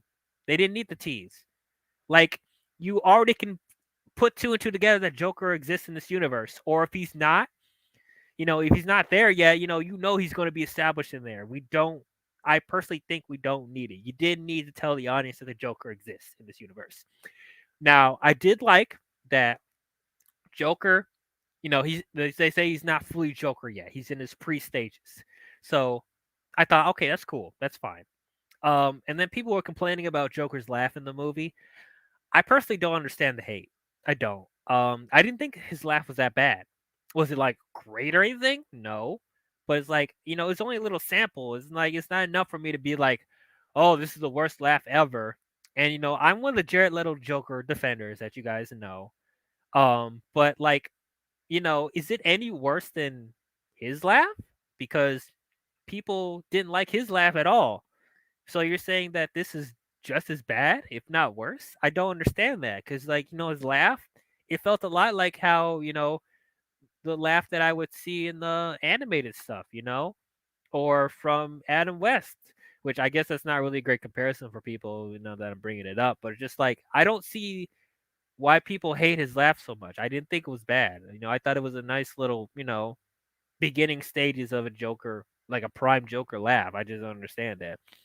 To me, I think the definitive laugh is Mark Hamill's laugh. I thought his is probably the best. Following Jack Nicholson's laugh, I thought his is, they're both great. But I didn't have a problem with his laugh. I had more of a problem of them feeling the need to tease him in the first movie when they've done that already in other films. So I had more of a problem with that. But as long as he would play a minor role, he's not they're not treating him as a main threat and letting the other villains have more focus, I'll be fine with it. Um, and I heard possibly with the Arkham TV show that they're building up, he might make an appearance in that. He may get some development there, which I'm open to that. I'm definitely open to that. I hope with this Arkham show that they're not going to shy away from the villains in Arkham. Like they're not just going to tease us numerous times. I hope it is full fledged. We get to see a whole bunch of rogues galleries in that show, but I hope they don't go too crazy with the story like they did in the Gotham TV show, which I didn't like at all. So hopefully they don't go too crazy with that, where it would feel very strange in the world that Matt Reeves is establishing. I'm sure Matt Reeves is not going to let it go too crazy. But yeah, so that is what I had to say about that. And there's no end credit scene at all. I mean, there's this one little thing that text on the screen that says goodbye question mark, teasing the Riddler may return, which I guess that makes a lot of sense because he's befriending Joker and maybe they'll team up or may or may not. I don't know if they'll have room for that in future movies or whatever, but or maybe in the Arkham. I don't know in the Arkham TV show, but we'll see. We'll see what happens. Okay, so I feel like I got all the main details that I wanted to talk about in this movie. Okay, so now let me address the elephants in the room. This is going to take a while for me to really dive deep into this. So I'm just going to let you guys know up front, this next segment that I'm going to talk about, I'm probably going to piss some people off. I'm probably going to irritate some people. I'm probably going to trigger them. They're gonna like criticize me for like thinking that I don't like the movie, or I don't think it deserves the praise that it's getting, or it's like you're just a Snyder bro or whatever. Like I feel entitled as a Batman fan and stuff like that. But this is stuff that I wanted to save, to the end because I want to get all my positives, praising the movie out of the way, so I can just talk about this because this has really been on my mind since this movie was announced. So before I get into this, I just want to make it clear. But I'm sure I made it clear beforehand, but like I did really enjoy this movie. I really liked it. I think it's great. It's probably one of the better Batman movies. I don't know where I would rank it. Um, I think it is just as good as The Dark Knight. I'm gonna say that up front. I do think this movie is just as good as The Dark Knight. Um, and just as good as Batman. Well, Batman Begins, I might like a little bit more, just a little bit more because I just like to see the development of Bruce Wayne from a child to training as a ninja to becoming Batman. I thought that was, I thought it had a good balance of how what I would want to see in Batman. So I probably like that a little bit more. But I think I do think it's just as good as The Dark Knight and Batman '89. I think it's better than Batman Returns, Batman Forever, Batman and Robin, Dark Knight Rises definitely. I might like it just as much as Mask of the Phantasm. We'll see, but that's pretty much how I would rank it. I haven't really done a ranking of all the Batman movies. Maybe I'll do that one day. I don't know. If you guys want to see my ranking of the Batman movies, you want me to rank all of them, let me know. Maybe I'll do a video stream or something on that. But yeah, I do think it's one of the better Batman movies. So let me just put that out there before I start getting into some of my grievances with behind the scenes and stuff like that. So, okay. Do I think Robert Pattinson is the best Batman? No, I don't. I don't. Um he's not my favorite either. I do think he's a really good Batman. I do think he's good. really good. And he fits well with the world that Matt Reeves is establishing. I just feel like there's certain things story wise where I can't say that he's the definitive Batman yet. They're building things up to where in the sequels, maybe he'll slowly start becoming the definitive Batman we all want. But right now, I'm just not seeing it because he's so he's such in the beginning stages. Like I can't really judge it there.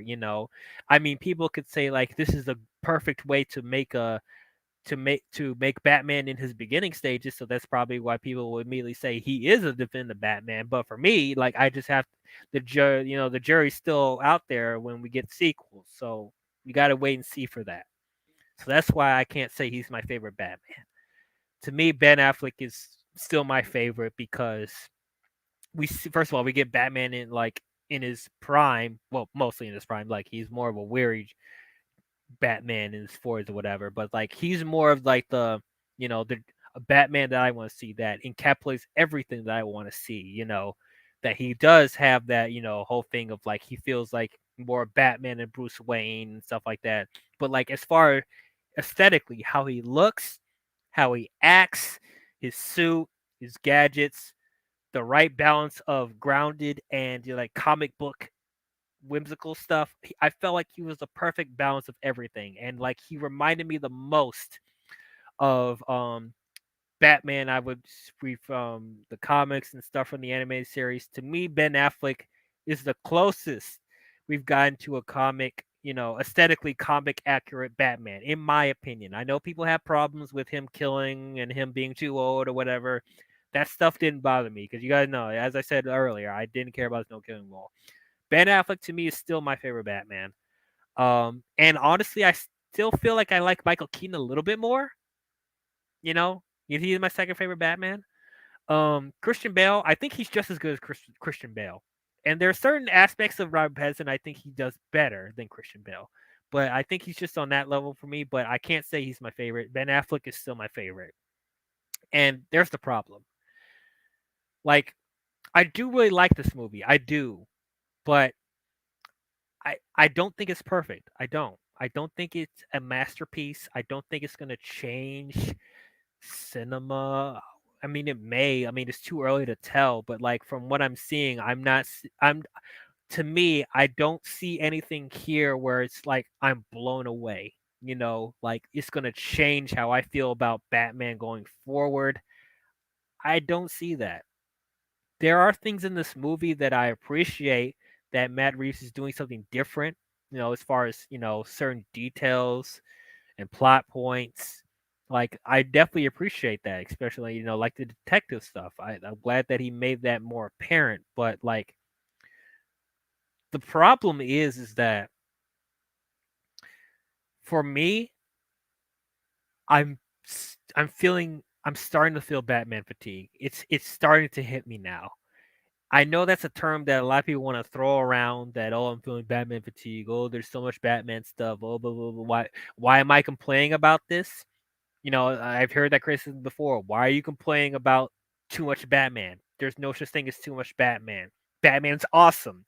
You know, I like I hear from other people. I will watch anything Batman is. I don't care how many Batman shows or how many Batman movies are out there. I don't care how much. I will take all the Batman I can get because I love Batman that much. I'm not the guy. I'm not. I love Batman. He is one of my favorite superheroes, but I'm not just a Batman fan. I'm I'm a DC guy. I love the DC characters. I love the DC world. I don't just I'm not obsessed with Batman and his world as much as everyone else is. That's the bottom line. Um I'm not so obsessed with Batman where I want to see Batman movies and shows every month. Like there's something new coming every month. I really wish, they would take this time to all this effort, all this shows and movies that we're getting from Batman. I wish they put in more effort of doing that with other DC characters. I've been feeling this for a long time. I've been saying this at nauseum on my channel and other people's streams. Like, as much as I love Superman, Superman is my favorite comic book character. I got tired of them doing Batman and Superman movies constantly.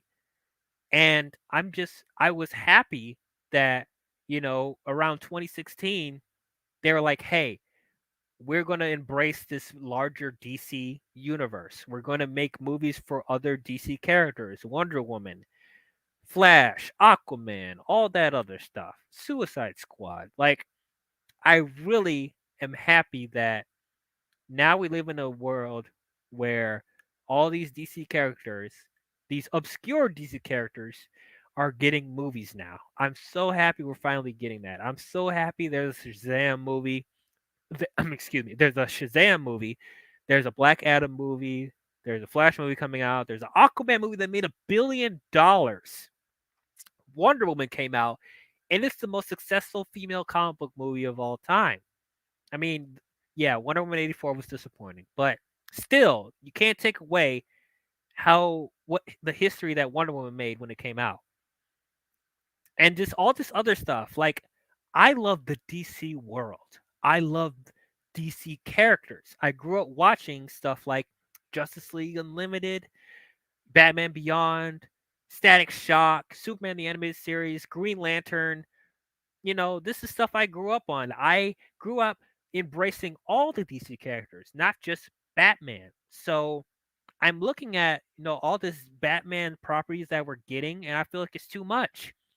We got over 7 actors who play Batman within 30 years. Like, and I can't be the only one who thinks that's nuts. I've talked about all the Batmans on my previous streams. I went through every single one. And to me, I'm just personally, I still feel like it's crazy that we got so many versions of Batman in such a short period of time. It's nuts. And now we have another new Batman with Robert Pattinson, and we barely got enough time with Ben Affleck. We just got Ben Affleck like literally 4 or 5 years ago. And it's just, I'm feeling whiplash. I really am. Like, because as I said, I loved Ben Affleck as Batman, and I wanted to see more from his character, whether it be another Justice League movie or the Ben Affleck standalone film that he was supposed to direct. I want to see more from him. I mean, we're going to get more from him in The Flash, but that may be the last time we see him. And I don't know. I just really feel bummed out about that because we barely got to see him really embrace the role as Batman. And I feel like if they gave him more of a chance, I think he would have ended up being a Batman that universally a lot of people would love. I think people would be on board with him just as much as a Christian Bale or a Michael Keaton and stuff like that, but I don't feel like he's given enough of a chance. And now we're just supposed to embrace this new Batman. And then on top of that, they're replacing Ben Affleck's Batman with Michael Keaton's. Michael Keaton is coming back to be possibly the main Batman of that DCU, and it doesn't feel right to me. It doesn't. Hold on, let me look at these comments real quick. John Bart says, I'm excited for Black Adam because so many characters are being shown on film for the first time. I agree.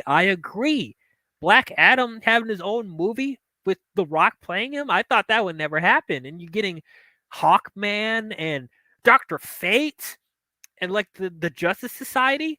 I never thought I would see that in a movie. Like, that's my most anticipated DC film. Yeah, this was higher than the Batman for me. It was because like I've been waiting to see a Justice Society in a live action movie. I mean, it's not a Justice Society movie full fledged, but they're going to be in the film. They're going to be in a Black Adam movie, and that's fleshing out the Shazam world as well, which I really like Shazam as well, and I'm excited for Fear of the Gods when it comes out next year. But it's like it's new things, it's new characters that we haven't gotten in a film. Batman, we've gotten so many Batman movies. Like, I want to see something new. And then continuing on with John Bart's comments, but I still want another Superman film. 2017 was the last time he's been in the movie. Hopefully Cavill comes back. I agree with that as well. Like, that's another thing that frustrates me as a Superman fan, that they are so quick to make another Batman movie, But then when it comes to Superman, they don't do anything. Like they're taking their sweet ass time to develop a Superman movie, if they are at all. And it's not even a Superman movie that we necessarily are want, or like this is not the direction that we necessarily want, because of the whole thing with J.J. Abrams making a black Clark Kent Superman movie. I don't want that at all. I want Henry Cavill, because Henry Cavill wants to play Superman again. You know? Like, so why won't you let him play it again? And he's becoming a bigger actor, so I'm sure like the movie going audience will be more excited to see him in the role, since he's established himself more as an actor, from Mission Impossible to The Witcher to all this other stuff. He's becoming a really, becoming popular, more popular. So it's like I don't understand why you wouldn't capitalize on that. And then even if you didn't want to do that and you want to go in a new direction like Robert Pattinson, like this is not the direction that we want with J.J. Abrams thing. Like I don't even know if that's still going to happen. Now, I am looking forward to Michael B. Jordan's Superman movie, where they're going to do Val-Zod, like because that's something different, and that's actually Superman from the comics. They're not trying to like race swap Clark Kent, which I don't want that at all. And this is coming from a black man myself. I don't want that for Superman. Like if you're going to do a black Superman, use someone from the comics that's already established as a different version, a different character, you know? But like they're taking their sweet time making a Superman movie, but they're so quick to make a Batman film. And Superman is one of your biggest DC characters. Like there an argument can be made that, Batman may be a little bit more popular than Superman. That's fine, but he's still one of your flagship characters in DC, and you don't give him the attention that you're giving the Batman. It's just really, it's annoying to me. It's annoying. It's not just because I'm a Superman fan, but as a DC guy, I don't see why DC fans aren't annoyed that these other DC characters aren't getting the attention and the detail, and the just the creativity that they're doing for that Matt Reeves is doing with this Batman movie. Why aren't they doing that with the DCEU? That's my main problem with this Batman movie, why I can't fully appreciate it. It's a really well made film. I really enjoy it. Matt Reeves did a really good job. Robert Pattinson did a good job. The actors did a good job. It's well directed. It's well shot. The story's well done. But it's hard for me to fully appreciate this Batman movie because it feels like we're doing the same thing over and over and over again. It's We're going back to Batman's origin again, or the beginnings of Batman again. And we've seen that numerous times. And I wouldn't even complain that much about them doing so many Batman stuff if they do things that are significantly different. Like, yes, they did the detective stuff, which I appreciate. They did the detective stuff and they made the villains more accurate. But as far as the darkness and like the moodiness and the gothicness, I really don't feel it's that different. I don't. Like even with Robert Pattinson being more moody than other Batman stuff like that, I can't help but feel like I've seen this before with Robert Pattinson. I mean with Ben Affleck's Batman in the DCU. Now it's not as extreme as Robert Pattinson, but still that dark, moody, grounded stuff. We've seen this before, you know.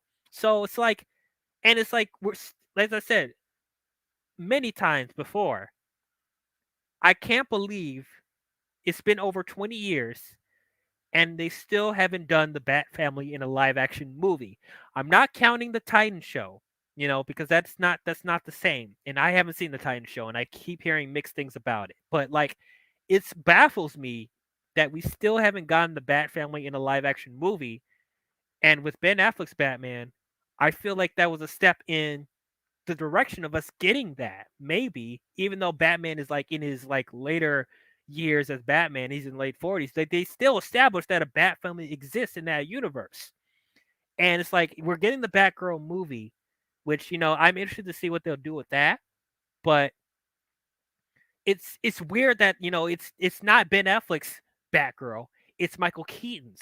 It's a weird amalgamation of Michael Keaton's Batgirl mixed with DCU Batgirl, even though it was Ben Affleck's universe first. It's just weird how they're doing that. So it's like if they're going to do Batman movies, I wish we would just get Robin and Batgirl and Nightwing and Red Hood and Jason Todd. Like, why haven't they tried doing that again? And it's like they can't give me the argument that like the movie going audience wouldn't like that, because that's not true. Like, people at least know who Robin and Batgirl is, and even Nightwing, man. Like, I, I keep hearing all around how much people love the Bat family, from media, whether it's TV shows, video games, stuff like that. You can make so much money with them embracing the Bat family, but they have yet to do that. They keep going back to the drawing board, and it just frustrates me. That's why I feel Batman fatigue. On top of them doing so many versions in such a period of time, I don't understand why, if they're going to keep doing Batman movies, they keep doing the beginnings of Batman over and over again. They can't keep, why can't they do Robin? Why can't they do Nightwing? Why can't they do Batgirl? Why can't they do Red Hood? Why do we keep doing the same villains all over again? You have so many villains that they could use. Like, it doesn't feel as fresh as I want it to be, personally. That's just my opinion.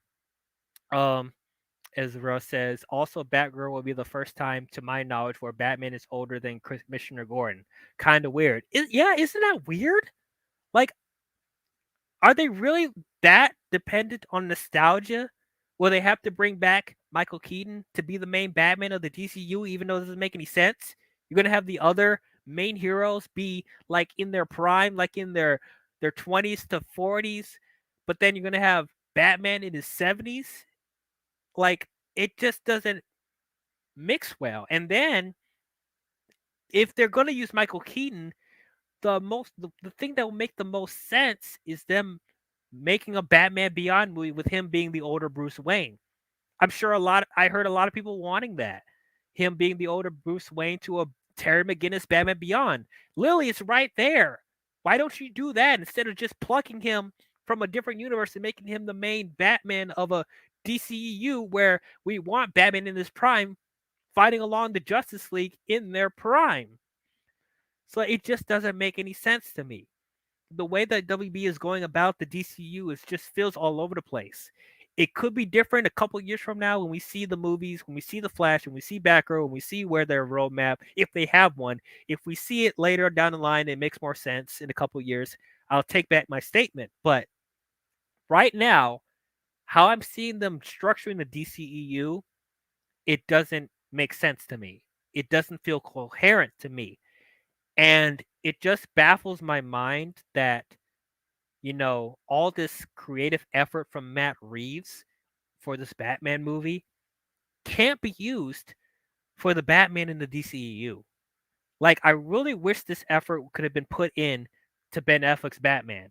This whole the world building, the villains, the TV shows, all this stuff that Matt Reeves is developing with Robert Pattinson. I really wish this effort could have been put in with Ben Affleck's Batman.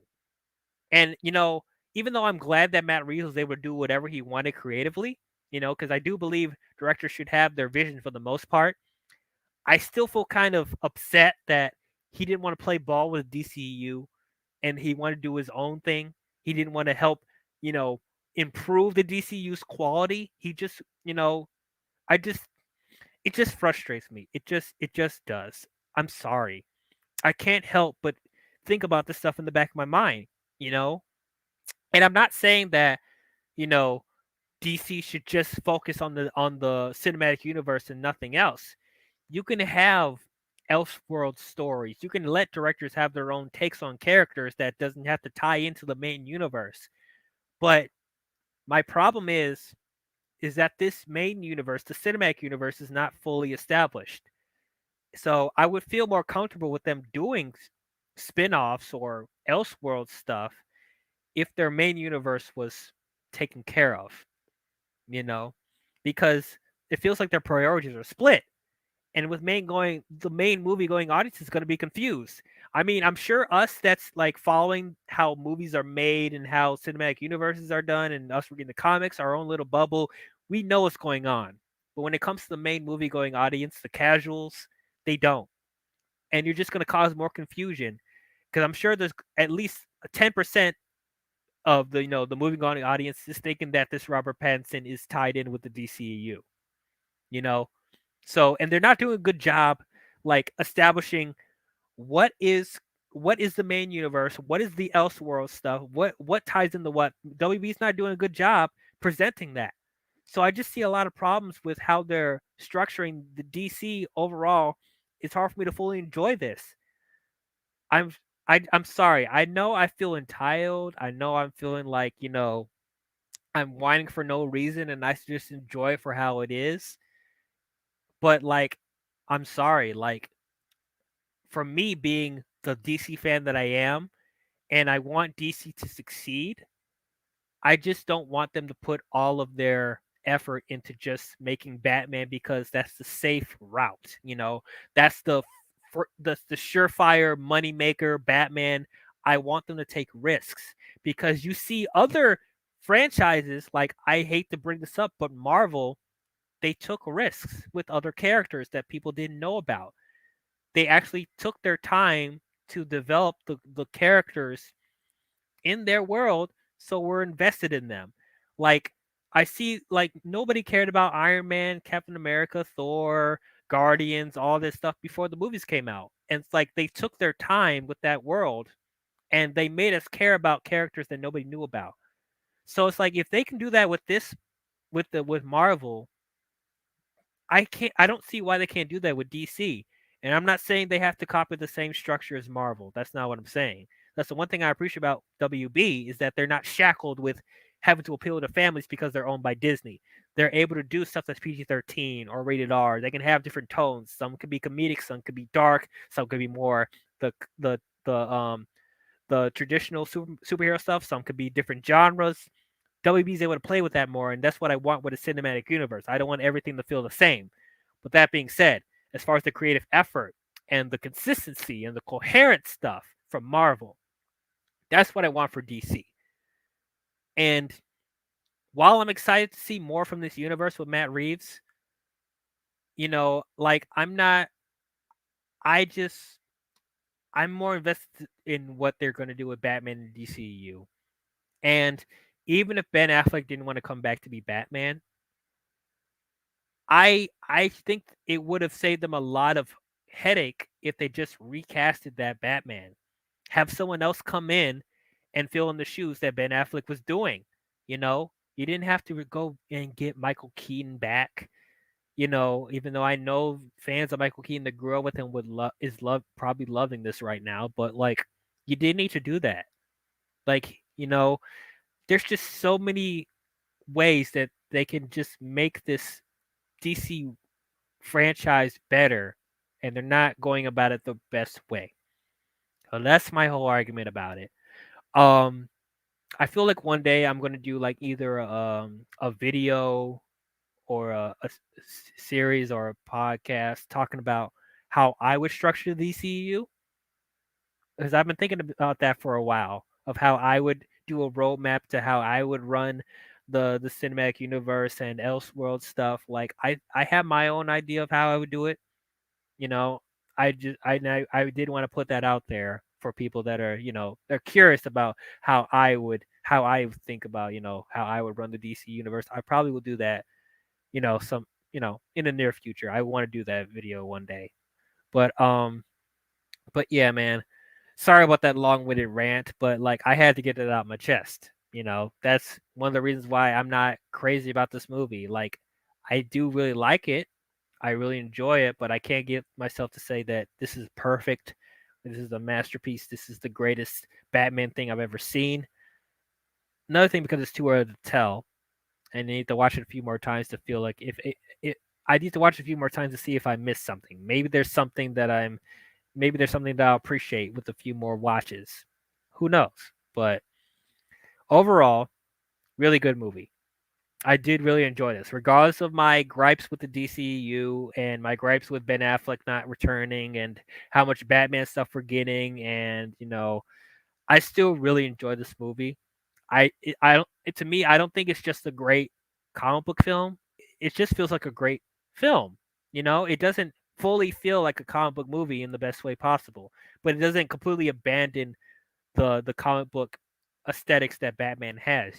There's a good, you know, there's a good amount of it, but like, If people didn't know Batman from the comics and they just watched this, completely blind, I still think it would work as a film on its own. And that's how much I think this movie is well done.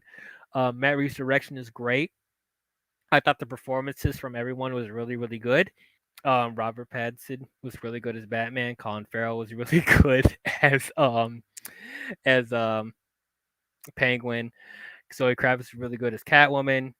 Paul Dano was excellent as the Riddler. Alfred was great. Andy Serkis, give him an award. He's fucking great. Um, Jeffrey Wright as Commissioner Gordon. I like the darker, grounded tone.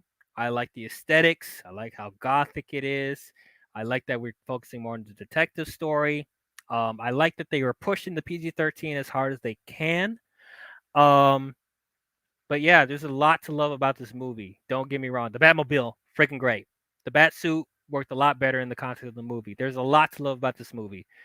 But, as I said, there's some plot points here and there that I didn't care about, like the Catwoman stuff with his friend, the roommate. I personally felt like the movie was too long. Um, yeah, I didn't feel like it needed to be 2 hours. I think if they cut like around 30, if they cut like 30 minutes from the movie, I think it would have been a more streamlined film. But not to say that there was filler, like there was purpose with all the shots that Matt Reeves was doing, but I just felt like they could have gotten to the point just a little bit quicker. I don't mind long movies, I don't, but just got to make sure that has a purpose to it. Like there were times where I felt like I was starting to drift off a little bit, but that's neither here nor there. I'm glad that Matt Reeves was able to get to do his 3 hour story overall. But for me, I just felt like it was a little too long. That's just personally me. There's some people that probably wasn't bothered by the 3 hours, but you know, to each his own. So I will say that the Batman is greatness. I'm giving it greatness, guys. For people thinking I'm hating on this movie, it's getting the greatness rating. It deserves it. It's a very, very good movie. I do think it's one of the best Batman films. And I'm going to put it out there. I'm going to put it out there. I think this should be nominated for an Oscar for next year. I think it could contend. I really do. It's not just because it's not a typical comic book movie. It's not. It feels like a noir, Seven, you know, Godfather, Zodiac Killer type of movie. It doesn't have the cliche comic book tropes, that you normally see from comic book movies. It just feels like a well made film. Like the acting is so good, the direction is good, the script is really good. Like I really don't see how this can't be nominated for an Oscar. I think it should be nominated for best film or best performances. I definitely see this happening, because if the Dark Knight can do it, and like there's similar stuff the influence that they got from the Dark Knight. Um, I'm rooting for this to get nominated at the Oscars for best film. I think it deserves the best directing, best adapted screenplay. I think it deserves it. So that's another thing I can say about this movie. I think it's that great. If the Oscars don't even consider it, like we already knew that the Oscars were bullshit, but like you can really tell they're biased if they don't consider nominating this movie. Since they can nominate Denis Villeneuve's Dune, they can nominate this. I really don't see why it can't. But that's my thoughts on the Batman. My long-winded thoughts, my 2 hours and 25-minute thoughts on the Batman. What did you guys think about it? Did you guys love it? Did you guys hate it? Did you guys think it was okay? Comment below, let me know. How do you guys feel about the state of DC and the Batman films? Do you feel Batman fatigue? Or, you'll watch any Batman thing that'll come out? Do you feel like the DCU is going in the right direction? Do you like them doing Elseworld stories like this? Let me know your thoughts down below. I want to thank you guys for tuning into this rant. Um, I appreciate you guys hearing my crazy takes on things. I know my takes are pretty spicy tonight, but I feel like it needs to be said. I want to thank Eddie for joining me earlier on. Appreciate hearing his thoughts as well. But yeah, uh, and thank you guys if you guys have watched all my Batman streams. I appreciate you guys for, tuning in to hear all my thoughts on all the Batman films as well. So yeah, so I guess the next thing I will be talking about DC wise is Peacemaker. I haven't done my thoughts on Peacemaker yet. I haven't even finished it. I'm on like two episodes left or something like that, 2 or 3 episodes left. So I will be talking about Peacemaker. Um, and then I think then the next film we'll be talking about is Black Adam. Really excited for that. As I said, it's probably my most anticipated DC film this year. I'm really excited to see that. Um, I guess I guess I'll watch Super Pets because it's a DC property. I know it's not made for me. I know it's made towards kids. I'm not excited for that at all. But I'll watch it and probably give my thoughts on that. And I don't know what Bat Wheels is. Is that a movie or a show? I don't know what that is. Maybe I'll watch that and see how it is. I know it's gonna be bad. I know it's gonna be bad. And then Super Pets doesn't look good either. I don't have much hopes for that, but you know. But that's what's coming up DC wise. But yeah, if you guys enjoyed this, don't forget to leave a thumbs up and please subscribe to the channel. As I said, we're on the road to 400 subscribers, so please subscribe to the channel, hit the thumbs up, and if you want to be notified on future videos I'll be doing, don't forget to hit the bell. Hit the bell if you want to be notified on future videos I'll be doing. But that's all I have for you Batman fans and DC fans, and I will see you guys in the next one. Talk to you guys later. I'm vengeance.